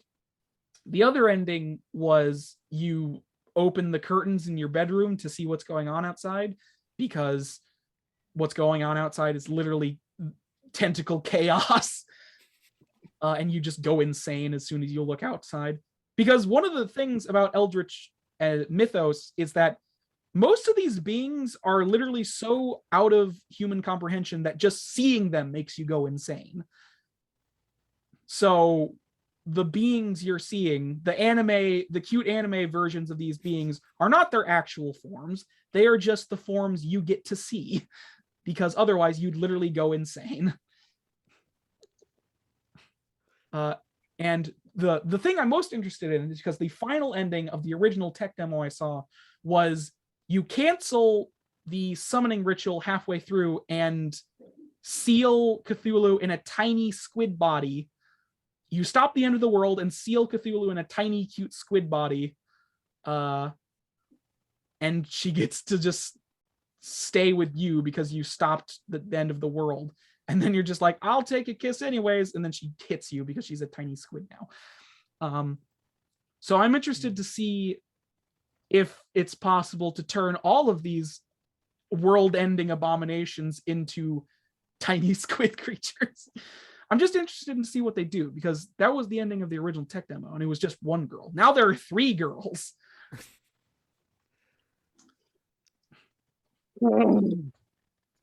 It looks Yeah. like a thing. Yeah, you get to date Cthulhu, Nitheltop, and one other that I can't remember the name of. Listen, Eldritch, a lot of the Cthulhu mythos Eldritch creatures have really hard to pronounce names. So, like, you know. I mean, all I can say is that I'm into it. Yeah, I just like, it's so dumb. It's coming out It this is so winter dumb. for You can't PC, take it so. seriously. Like I just want to play and just like laugh and have a good time. Well, there is physically no way to take it seriously. I do agree. Yeah. So, okay, I found the names of the Eldritch abominations. So Cthulhu is Lynetta Cthulhu. And then we have, then we have, if I can, Nyanlethatop. Oh, I see. Nyanlethatop. Okay, so one of them is a cat girl. Of course. Like an Egyptian elder god cat girl. That's really hard to pronounce the name of. Oh my god, why is this happening? Yeah, basically, okay, so yeah, you get the point. It's an Eldritch Abominations dating simulator where you get to kiss Cthulhu, okay? You get to kiss Cthulhu. Anything to say, Devin? I know what you're doing. No?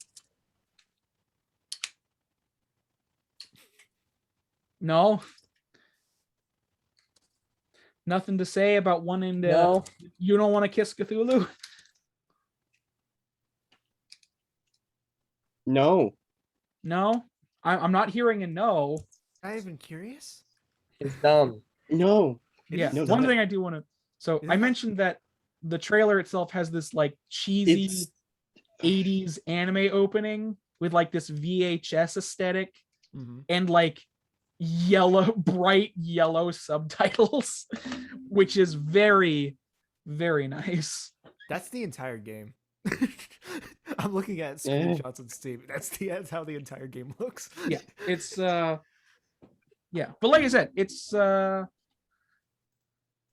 terms like I should say, getting into the gameplay, like the gameplay itself is actually kind of complex, sort of, anyways, because you're reciting these chants and you have to like hold your mouse over the words and drag it across the words to recite them, which is actually kind of unique because it allows you to like stop halfway and think about what you're doing. And what else? Like, I don't remember exactly everything that was going on because it's been a while since I've looked at it, but I do remember like the gameplay being semi in depth in regards to like what you're supposed to do. Because it's kind of like puzzle solving, because you're supposed to complete the ritual in order to completely summon the elder god so you can kiss her. So you need to go through all the summoning ritual steps. But you know. Anyways, so that's Sucker for Love. Okay, we can go a little longer. So that's Sucker for Love. First date coming out winter. This it's coming out winter on PC. So look for that. You can find these trailers in the description if you want to watch them. They're very interesting. Yeah. Anything else to say before we move on? I will probably end up watching the trailer for that just because it does sound like a neat idea. It's very fun. Okay. Piqued your curiosity, did we? All right. Well, because I looked up gameplay footage and it didn't give me gameplay footage. Well, there's no gameplay. There's only a trailer. There's just a trailer of it. Oh. The only gameplay that you can see is part of the original DreadX collection. I don't even remember if it was called Sucker for Love back then. Not sure. I'll need to look that up because I don't remember if it was called Sucker for Love on the DreadX collection. But yes, moving on to host topics. Let's get this out of the way. Does anybody have one? And if you say no, I won't be surprised. Hey Max, did you bring one? No. I could pull something out real quick. No, it's fine. This is a usual thing for some reason. No, it's fine. Okay. Wait, hold on. Wait. What makes a game engaging? Let's talk about that. Let's go broad. All right. Here. This is gonna be a people. What makes a game engaging? What makes a game engaging for you? Because there are many elements of games that can be engaging. There can be the story, there can be the graphics, there can be the music, and there can just be the technical aspects of how it all works together. There can be the gameplay. There can be just like maybe weird button placements, and for some reason you just really like those button placements, so you just keep playing the game. My mood at the time. My options. I don't know for me because my favorite games are Minecraft. Minecraft and Shining Force, and they're very different games. Right. You'd probably like a lot of Lego games. You took the time to play them. I don't play a lot of other games, but that's because you don't play them. Shining Force is still from the games I've played, it's my favorite. I've actually played it many, many, many times. Yes, I know. Shining Force 1 Shining Force 2 only like 3 times. It gets longer than Shining Force 1, I feel like. Somehow. So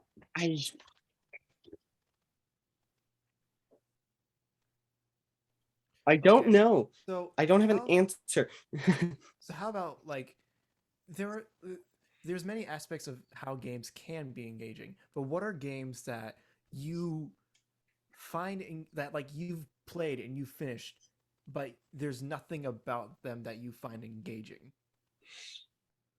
Like a game that you've just like sat and played and like you beat it and you're like, that did nothing. Like there was nothing interesting about that game at all, and you just played the entire thing. Like nothing about the story. I could say Dark Souls 2. It's been a while since I've ranted about Dark Souls 2. Dark Souls 2 did you play that more out of like obligation because like, well, it is the next game in the Dark Souls Well, here's the thing. Because I played Dark Souls 2. I didn't know anything about Dark Souls 2 when I first played it. I just played it because next Dark Souls. I like Dark Souls. Let's keep this going. Because also, for some reason, I'm very stickler. I'm a big stickler when it comes to series. For some reason, I'm obsessed with this idea of playing through an entire series and doing it in the correct order. Right. So it's like I won't play a game that is the second in its series if I haven't played the first one. Mm-hmm. It's just something I'm a stickler for. I don't know why. It very much hinders my ability to play video games. I mean, I get that. For me, it kind of like depends on the series I'm going into.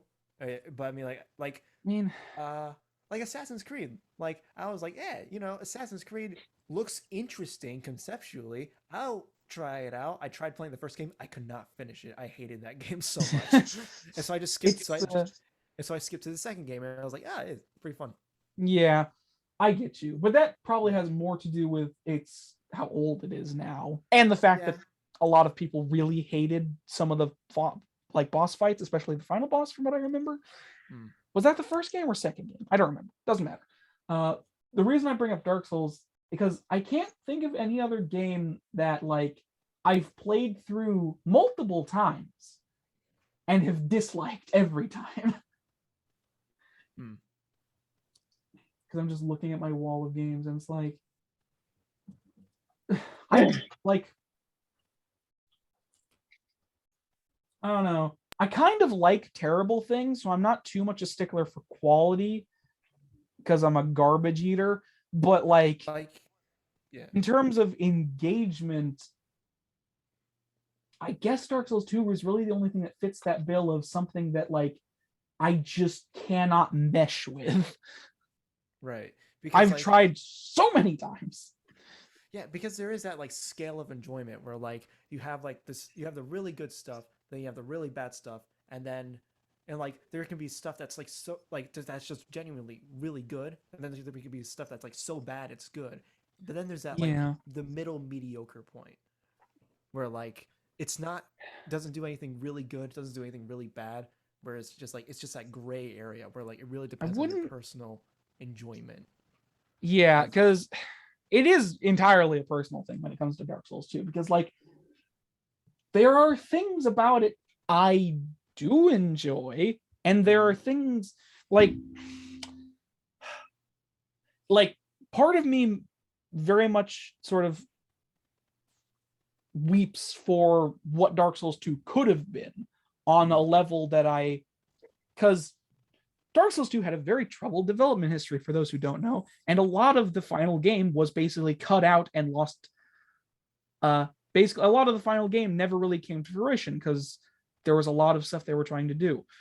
But a lot of the unfinished maps are still entirely there. There are entire maps in that game that don't have textures, but are full maps that you can just view. What? You can just go to? Well, not in the game itself, but in debug and stuff. There are full map, full entire maps in the assets of the game, but they don't have textures and are not fully completed. Right. But it is incredible how much work was put into some of the stuff that just never got there. Right. Some of part of the problem with Dark Souls 2 for me is that, one, I've complained about a lot of stuff regarding Dark Souls 2, especially the enemies, and that a lot of the enemies in that game are just guy in armor over and over again. But a lot of the areas in Dark Souls 2 are just kind of boring. And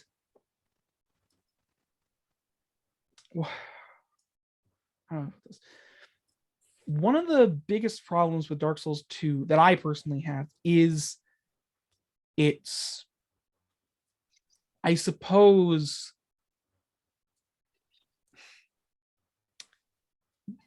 what's the word? There was only one or two characters that I actually get invested in that game, in terms of NPCs. And I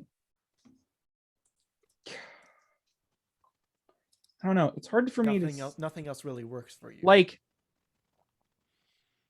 the hell? The fuck? What's going on? Is everything The okay? fucking dog in my yard. Okay, that was weird. It's like a big black dog, probably a stray. That was weird. I've never seen that before. What the hell? What's a dog? Sorry, that was really weird because I just saw it out of the corner of my eye. I was like, what the fuck? Anyways, what was I saying? Like you can only find like Yes, two that's characters. so Yeah. like for me personally, the combat feels not the best. Hmm. Like bosses especially are not super engaging because like every single boss in that game, even some of the ones that are considered the hardest by community, can literally be defeated. All of their attacks can be dodged and you can defeat them by stepping to the right. The way the game functions is like you don't have to dodge roll at all or care about adaptability. You can just step to the right and dodge 90% of the attacks in the game. Especially when it comes to bosses. It's ridiculous. And I don't quite understand why that is. It has something to do with the way they track you as a player and the way they attack. It's just, man. So like, I don't know. There's something about Dark Souls that just does not, Dark Souls 2 specifically, that does not mesh with me. Right.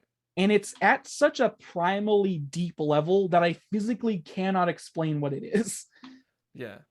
Like, there is something in that game.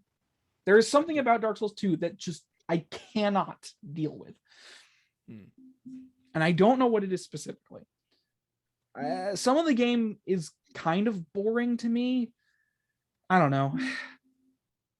I'll stop now. I've gone on long enough about that. Anyways, to answer your question as well, I guess Dark Souls 2 fits that bill pretty well in regards to games really that just explain. yeah, It's just something you games can't that really like explain. just didn't engage me, I suppose. Mm. But what else? I'm just trying to think because I honestly can't think of many games that I've sat down and played and been like, yeah, I'm not feeling this. There haven't been a lot. There haven't been like 0 games, period, basically, that I've felt that way with. I've played a lot of games too. I mean, it doesn't need to be one that you finish, or just like something that you spent a lot of time on. I would say maybe because like for me, it's like Fire Emblem Three Houses fits into that bill because like I hear the game is good. I hear the characters are good. I start playing the game, and I'm like, okay, this is fine. I'll just wait until like everything like it starts I off guess okay, and then like I'm waiting for things to pick up, and then 40 hours in the game, it so picks up. I just I don't- mean, I just to don't be like fair, anything. that is where it quote unquote picks up as far as JRPGs are concerned.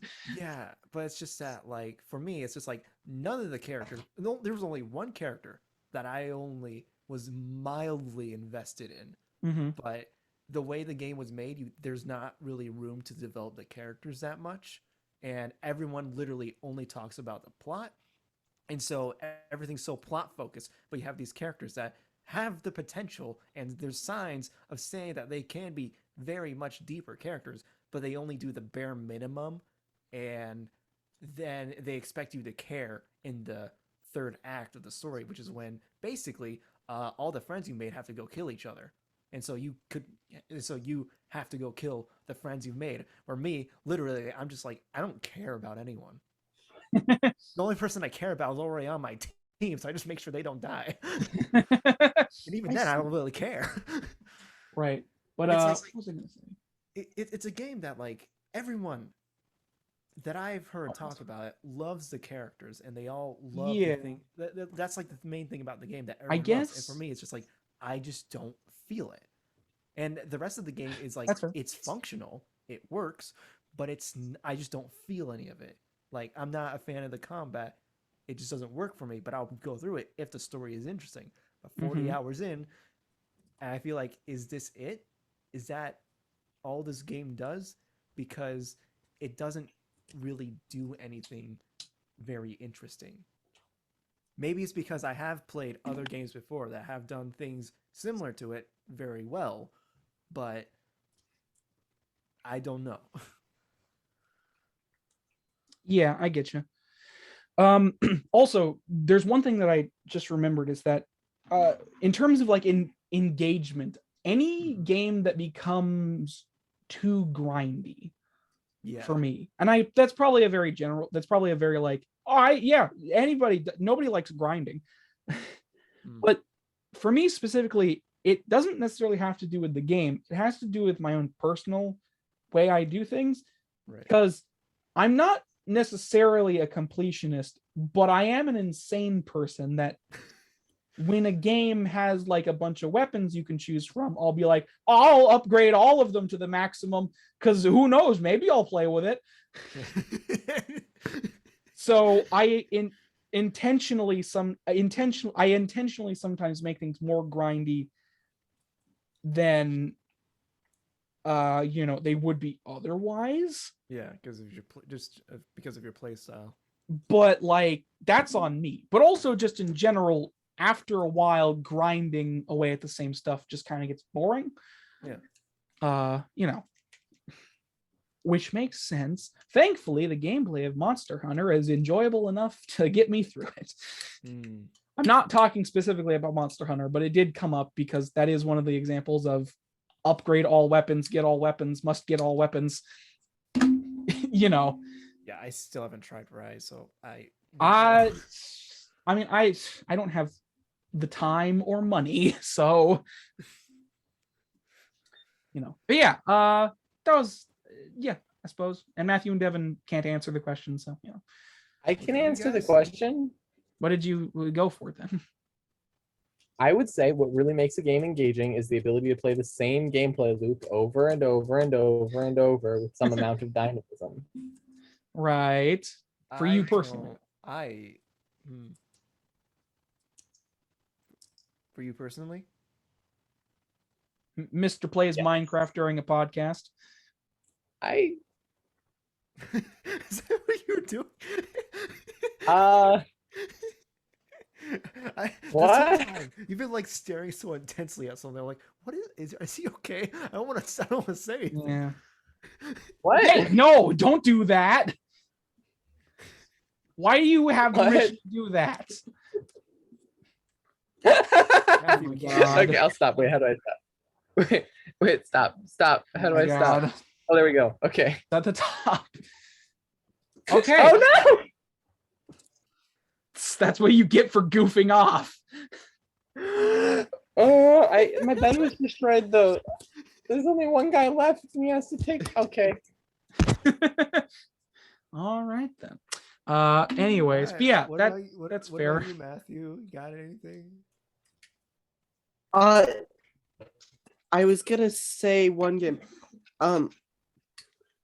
It's not what makes the game immersive for me in this case, so I'm not directly answering the question that way because I cannot think of it. What makes it immersive, it's what makes it engaging. Like engaging. Well, like for me, I like vaguely interesting mechanics. I like a story, characters. Sometimes some games I'm okay with repetitive gameplay. I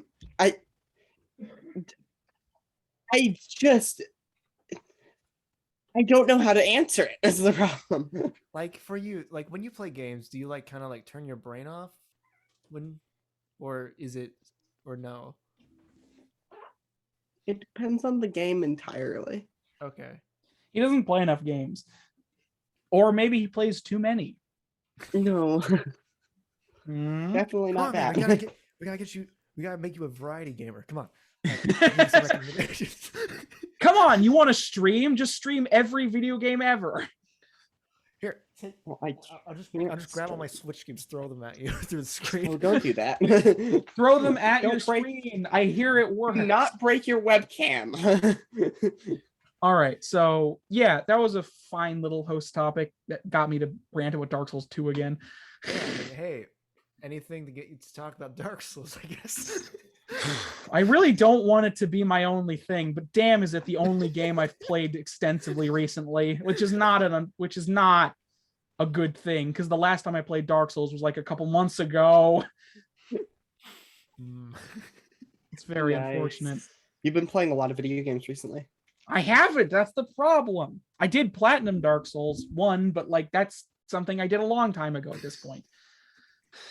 Anyways, so yes. We've been going for a while, so we'll go into we have enough time to talk about this. So I think we're roughly at the 2-hour mark now, maybe a little over, but we have enough time to talk about at least one piece of news before we get this over with, because this is something I actually do want to talk about. So going into the news section, Nintendo recently said that they wanted to improve and expand upon the Nintendo Switch Online service. Specifically, like they did not say, they didn't what's the term? They didn't specify that the backlash from the N64 release expansion pack thing is the reason they want to do this. But it probably is. No, I doubt it influenced it at all. Definitely. Yeah. You agree with me, Max, right? But so where was it? So yeah, part of what they were talking about, like, so even though there was a backlash, and Nintendo doesn't specify them, they mentioned the backlash as a reason for its doing this, and despite taking criticism over the premium expansion tier, Nintendo announced that overall, the number of people that are using Nintendo Switch Online has increased to 32 million.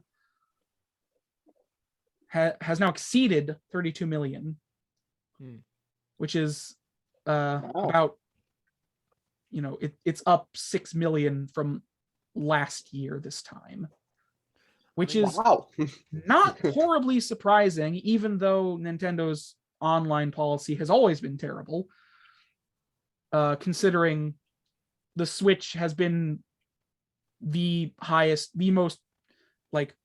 Nintendo Switch has been a very popular console ever since it released, and especially over these last couple years, it's been stupidly popular, and it's only recently been dethroned by the PS5 in terms like highest selling console, or highest wanted, I believe it was. What was it?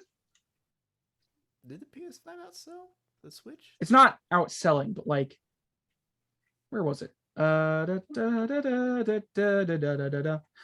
don't know why I'm doing that. Yeah, Nintendo is always like. Anyways, the point, basically, like, the point is, point is, apparently they're going to improve the expansion pass. How are they going to do this? I don't know. They did not specify directly. They just wish to improve it. How are they going to improve it, you might ask? Well, for starters, they should make the ROM hack, the ROMs they're using actually good. The second thing they should do is make the price not eye-gougingly expensive. And thirdly, they should probably have more than 6 titles at launch. Yeah. Wait, is Sega Genesis part of it? That was. I haven't seen anything on Sega Genesis games. I'm not even sure if they've launched yet. Oh yeah, because if Sega Genesis games haven't launched yet, then that's a real bummer. Like I haven't even seen anything in regards to that, because that was launched alongside the N64. Yeah, everyone's only been talking but about I haven't seen anything about them yet. No, nobody's talking about the Genesis ROM hack. So I'm assuming they haven't released yet. Either that or they just work. Or they just work. That's also a fair assumption to make, I suppose. But yeah, the ROM, specifically the ROMs, I talked about this, I think, a couple weeks ago in regards to the Switch Online Expansion Pass, but like, you really are not getting your money's worth, period, out of any of these. Like, it's more financially viable to just do a family pack and spread it amongst as many people as possible. Because then it's paying for multiple people instead of just one. You know? Because that's $50 a year for, I think, six or seven N64 games, as well as the libraries of NES and Super NES games. But like, come on! All of those are free. You can freely get those on the internet if you wanted to. Yeah. I mean, technically. It's very unfortunate because, like, if Nintendo actually put some goddamn effort into this, they'd be making so much money. Because, like, there isn't a way like, pirating these games is literally, like, pirating these games specifically, especially before their virtual console stuff, was like the only way outside of just buying an N64 and cart you could play them. Which, by the way, Nintendo isn't getting money either way. And that's the thing, like, it's not really pirating, because yes, you're copying it and spreading it, but like, Nintendo isn't officially releasing this anymore, weren't officially releasing these titles anymore. Some of them you could never have played because they never got outside of Japan. Specifically, what is it called? That one game, one of the games in the lineup is something that wasn't outside of Japan until now. But like, pirating any of these games is hurting literally nobody, because if you want to buy it legit, guess who's getting that money? Whoever happens to be selling it, not Nintendo. Pirating these games is literally hurting Nintendo zero. And if they provided a better service, people wouldn't fucking pirate them to begin with.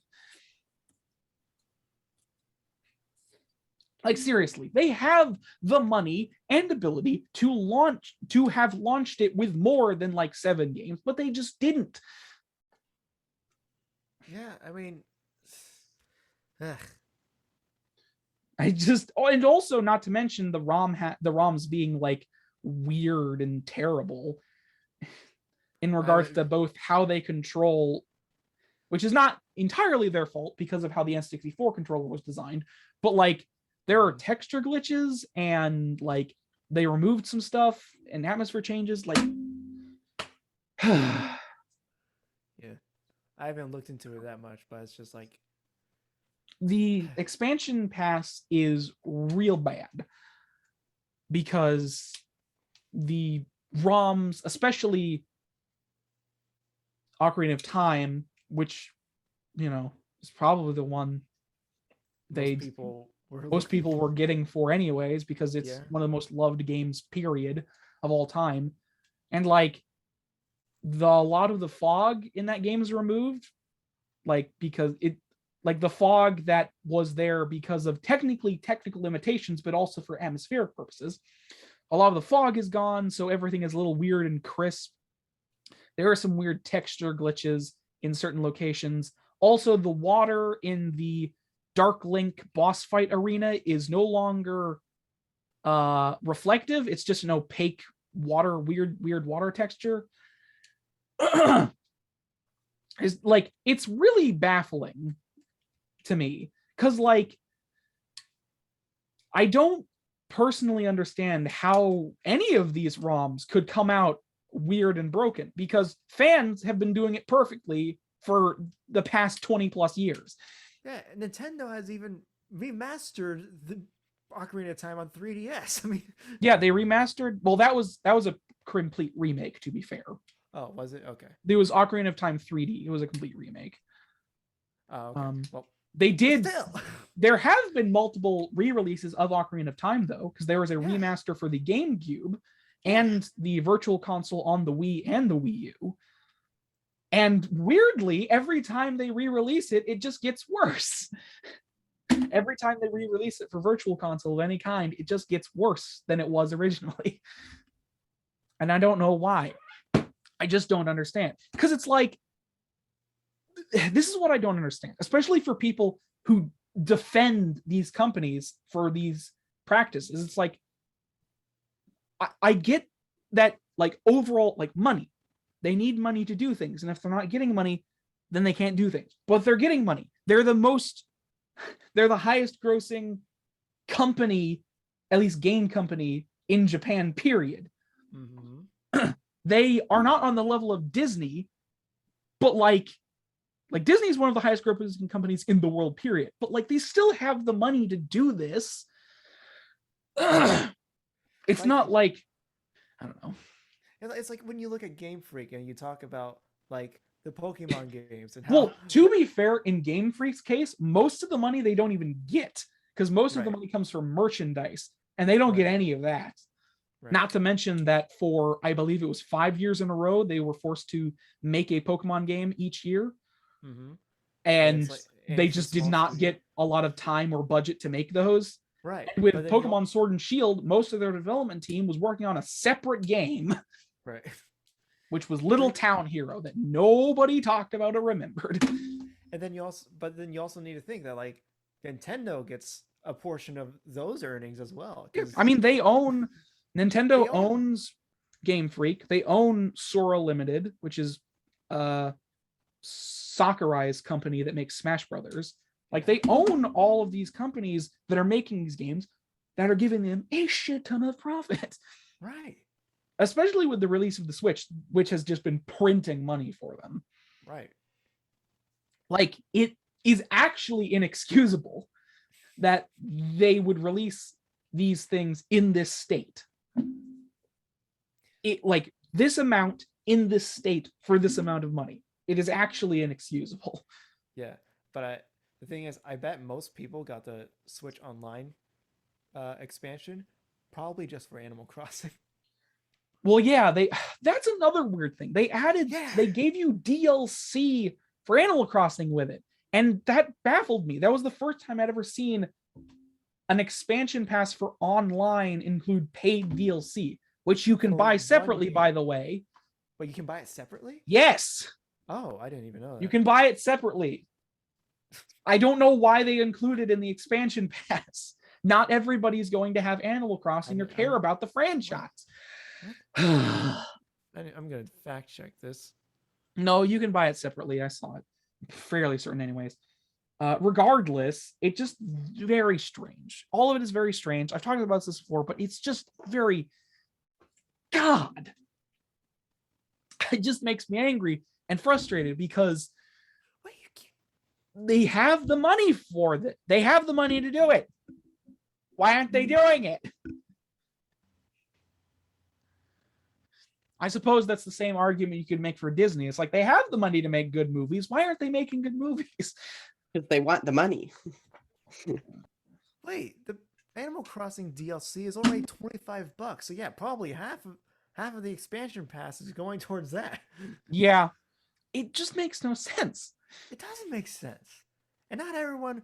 Because not, like, that is literally a full $30 increase.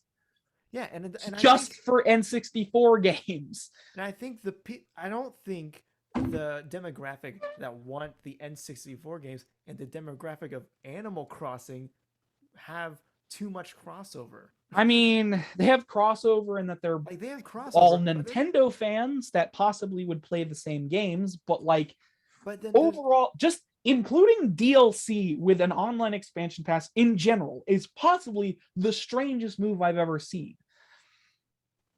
Because, like, I just don't get it.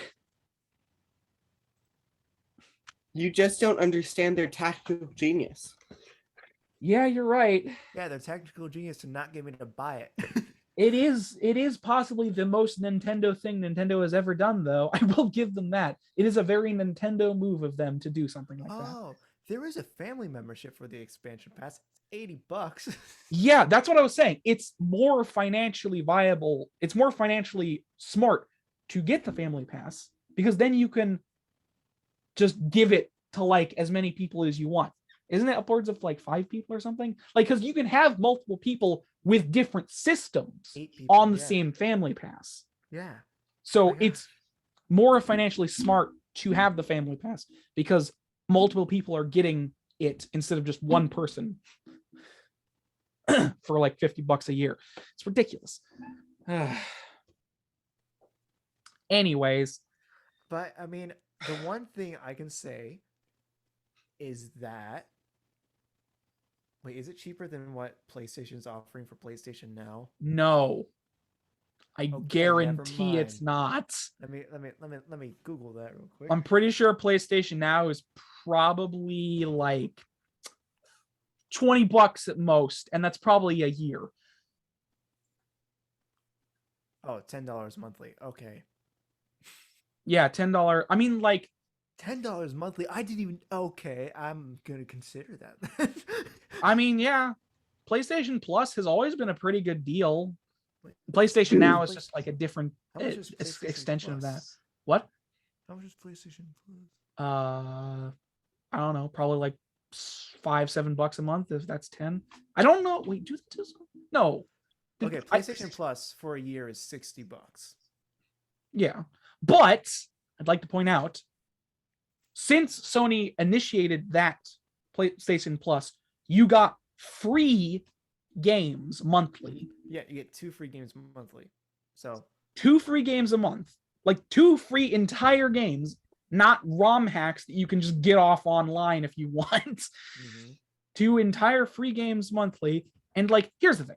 I don't agree that online on consoles should be gated behind money at all. I don't agree that that's a thing. But the fact, okay, so playing online with consoles has always been gated behind money for some reason. You can't, it's like an extra price that they are making you pay so you can use their online servers, which is something you don't have to do on PC because it's just part of your internet bill. And Sony and Microsoft have been doing this for a very long time. It's also very funny that Microsoft is doing this because, you know, Microsoft also runs Windows. Isn't that funny? But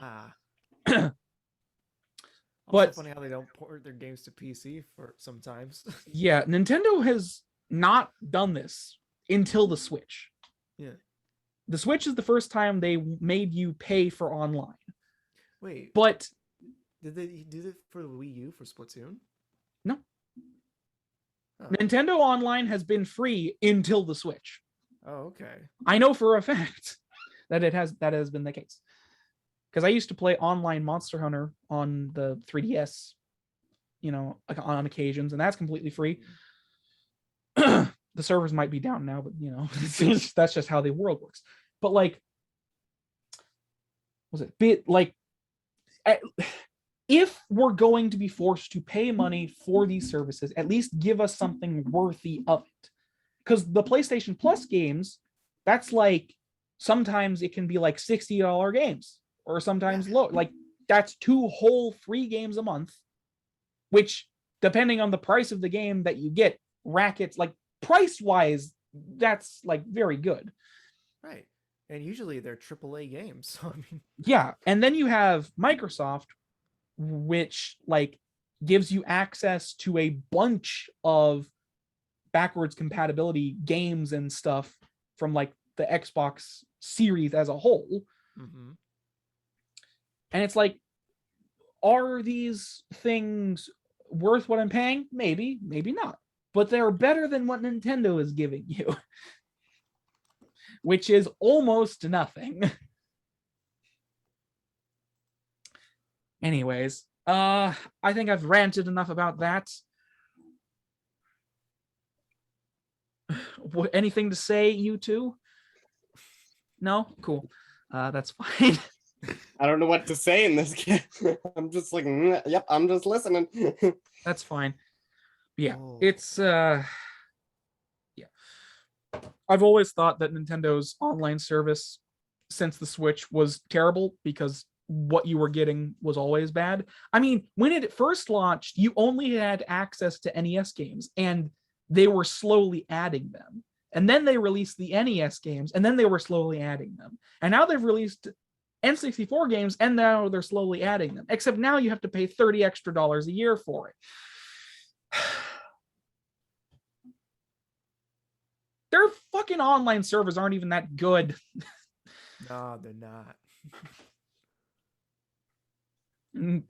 Ask me, who plays Smash Brothers online. It's not great.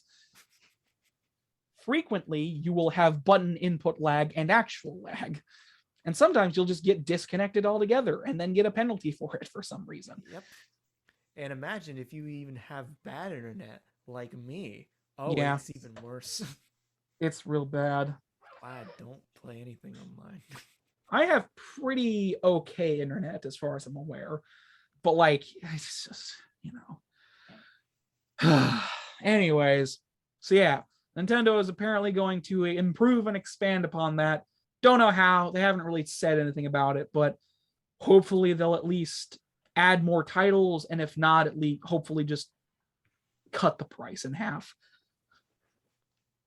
Like, seriously. One can hope. Oh, Sin and Punishment. That's the game I was thinking of. Yeah. Sin and Punishment. That's what the game was. Anyways, so that's it for the news. We have one other thing to talk about, but it's whatever. It was just something I threw in at the last second. It's not super interesting. It's just something that weirded me out. But anyways, so that's it for the news. Moving on to, unless somebody else has something to say, we'll just move on to shameless self-promotion at the end of the show. So are we good for that? I'm good. Cool. Okay. Shameless self-promotion, the part of the show where we promote ourselves shamelessly. You know, that thing. Why am I doing the whole whatever? Matthew, what have you got going on?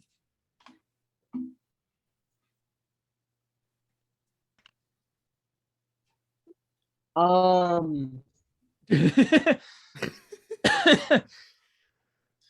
right then. Good to know. Eventually. Things eventually. I'm working on stuff technically. Let me know in the next month when something's out. And then I'll let you promote yourself. Good idea. Anyways, so you got nothing really? You can find him on places, all that stuff. I mean, YouTube under Thologram and Mystical Meanderings, and then on Twitch. There's I only just like don't have one enough video Instagram to that really you do can Twitch. watch. It's the first part of a D&D campaign that's never going to see the light of day. Shut up. So, you know, you can enjoy that. Wow, that was fun. Don't do that again. Devin, what's up with you? What does it sound like? It sounds like a microwave is eating a toaster. I actually really want to know. Hey, Max, can you keybind your mute button to something and then Wait, just what? No, hold why are down you- on it like I was doing? Oh my God. I need to see this. I need to hear this. Why? No, I Why? I can't Why? do this. Why No. can't I really can't. What do you mean you can't? Guys, Because it's terrible. Anyways, moving on. I Devin, can what's just do up? it again. What do you got? Well, I got I got a channel. Yeah. You got a it couple may or channels, may not actually. have changed its name again. Oh yeah, that confused me. I was like, who? Like, I got the note because I have notifications on. And I was like, who is that? So what is it this? now? So now it's called You Think What? Okay. That's the name of the channel. I think it's a better name for a channel, right? All right. Let It's me a good know name when for you a change channel. the channel name again. I'll be very interested. Sorry. It's whatever. I don't know, like what else is there? There's the channel. I and mean, then do you there's have the- anything coming up or videos you want to promote? Well, I just published a video that I'm very proud of because it took 1 hour to make, and yet it felt like it took longer. And when I finished, I was like, I did not start the. It was 10 o'clock, and I was like, I did not start this at 9 o'clock. I started this. I had to have started this earlier. How did I get this done so fast? Because there's so much editing work, and Yeah. it might just be that it was really short. It might be that I had a script for it, and It's like once you get into the rhythm of editing, it all of a sudden it's just like that. It's like you're done. It's like what? I did Yeah. that? It was crazy. Also, to be fair, I'm used to having to animate stuff, and when you animate, it makes everything take 10 times as long. Yeah. Like I made a while ago. I was really sad because I made this video. I was super excited about it. It took me 40 hours to make. I showed it to a friend, and he was like, "Wow, how long did that take you to make? Like 3 or 4 hours?" And I was like, "No, it took me 40 hours." And he was like, "What?" Do you not know camera Yeah. Don't you know I had to redraw every image over and over? It's like 3 minutes, dude. Do you know what animation is? Now you No, know he why was you get cool. paid the big bucks. So I made that video. It's sort of a parody of video essays because Oh boy. if you watch it, you may notice that I make a lot of sense. Mm-hmm. Nice. What? Nice. Like when I'm talking, the things that I say don't fully line up. What? Makes sense. Okay. Yeah. Anything else? And I have a gaming channel, and Do you? in the next month I'll be uploading weekly a series called The Rock, which is a single player survival Minecraft series, which there's already so many of that no one will care about it, but whatever, I like it. There's always room for one more, and then another one, and then another one, and then another one. Yeah. And then maybe once I finish it, I'll do an hour-long tour of my mega base on the server, which is basically just a giant rock, a giant artificial mountain in the middle of the ocean that I drained out and then filled with contraptions. And there's like 10 secret doors in each room, and there's hundreds of rooms, and it's a mess, and it's amazing. All right. It's awesome. Sounds good. Is that it for you though? That is it. Yeah. All right. Max, anything you want to promote from the last 6 months or so? Well, not really, because I've been really busy. But I noticed. I am. Bless you. Oh, sorry. I am getting finished on writing a couple scripts. So hopefully, now that I'm in this room, and now like once I finally get everything situated, I can finally start production on a video that's going to be up on my main channel. I'm doing a major overhaul on my main channel. Like it's all going to be scripted. What? You okay? No, it's fine. Continue. Devin's fine. Devin's nose is bleeding, but Devin's fine. Oh, pinch it. Pinch it like Everything's this. fine. I don't know if you can see that. I can't see it, but just pinch it like this. That helps. Oh. I gotta clean my face.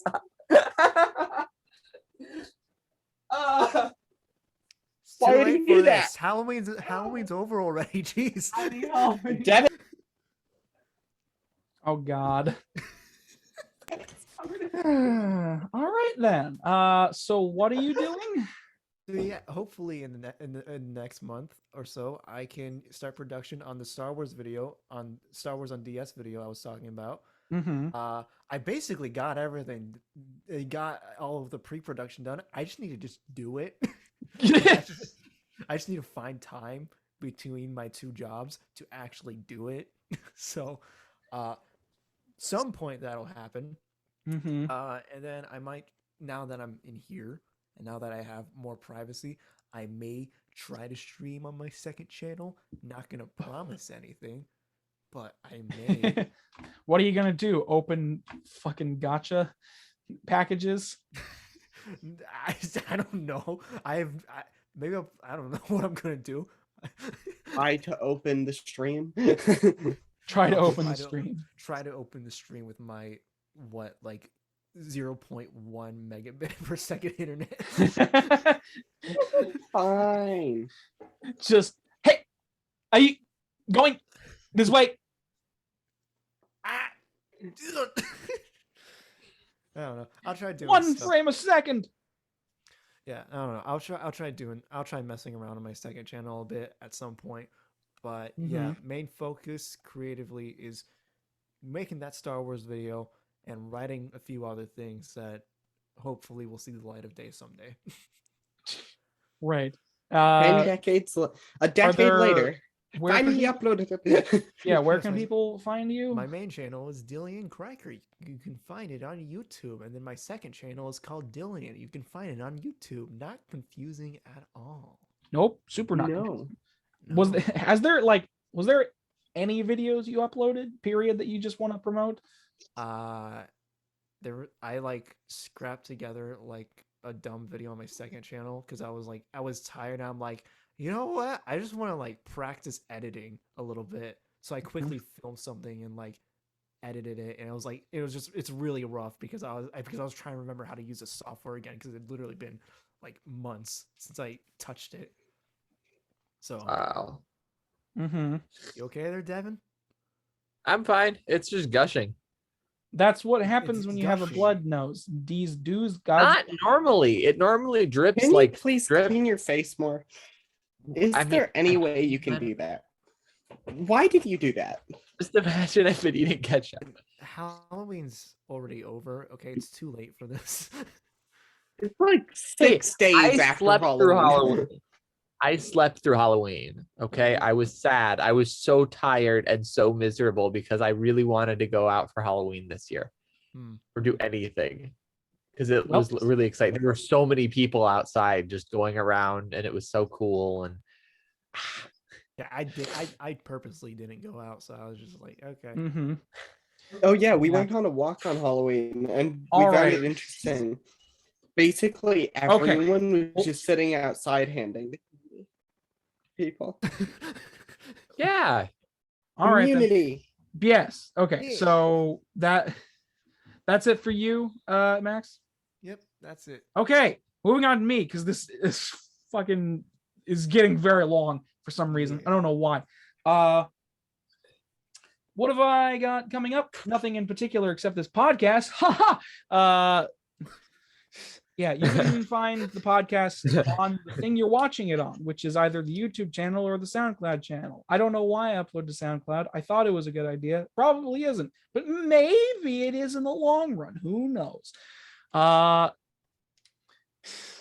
Gaming, comma, discussion. You know what it's called. Or GTD Podcast. You get the idea. Yeah, podcast gonna. Hey, this is the third week in a row where we're consistent. So Yeah. hopefully, that'll remain so. If it doesn't, then you won't be surprised why. You shouldn't question why because you should already know the answer. But yes, Maybe Max will be here next week. Twitter stuff. I don't use Twitter. I have an account, but I don't use it for anything. I just announce when the episode goes live and that's it.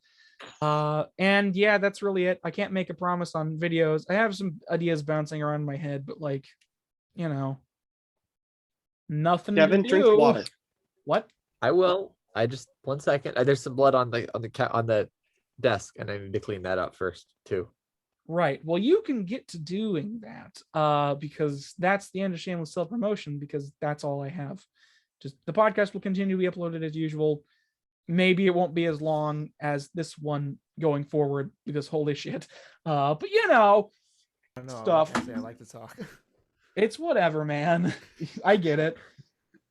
I think this is one of the shortest podcasts we've ever had. It's just there was a lot of stuff to talk about. So yeah, it's whatever.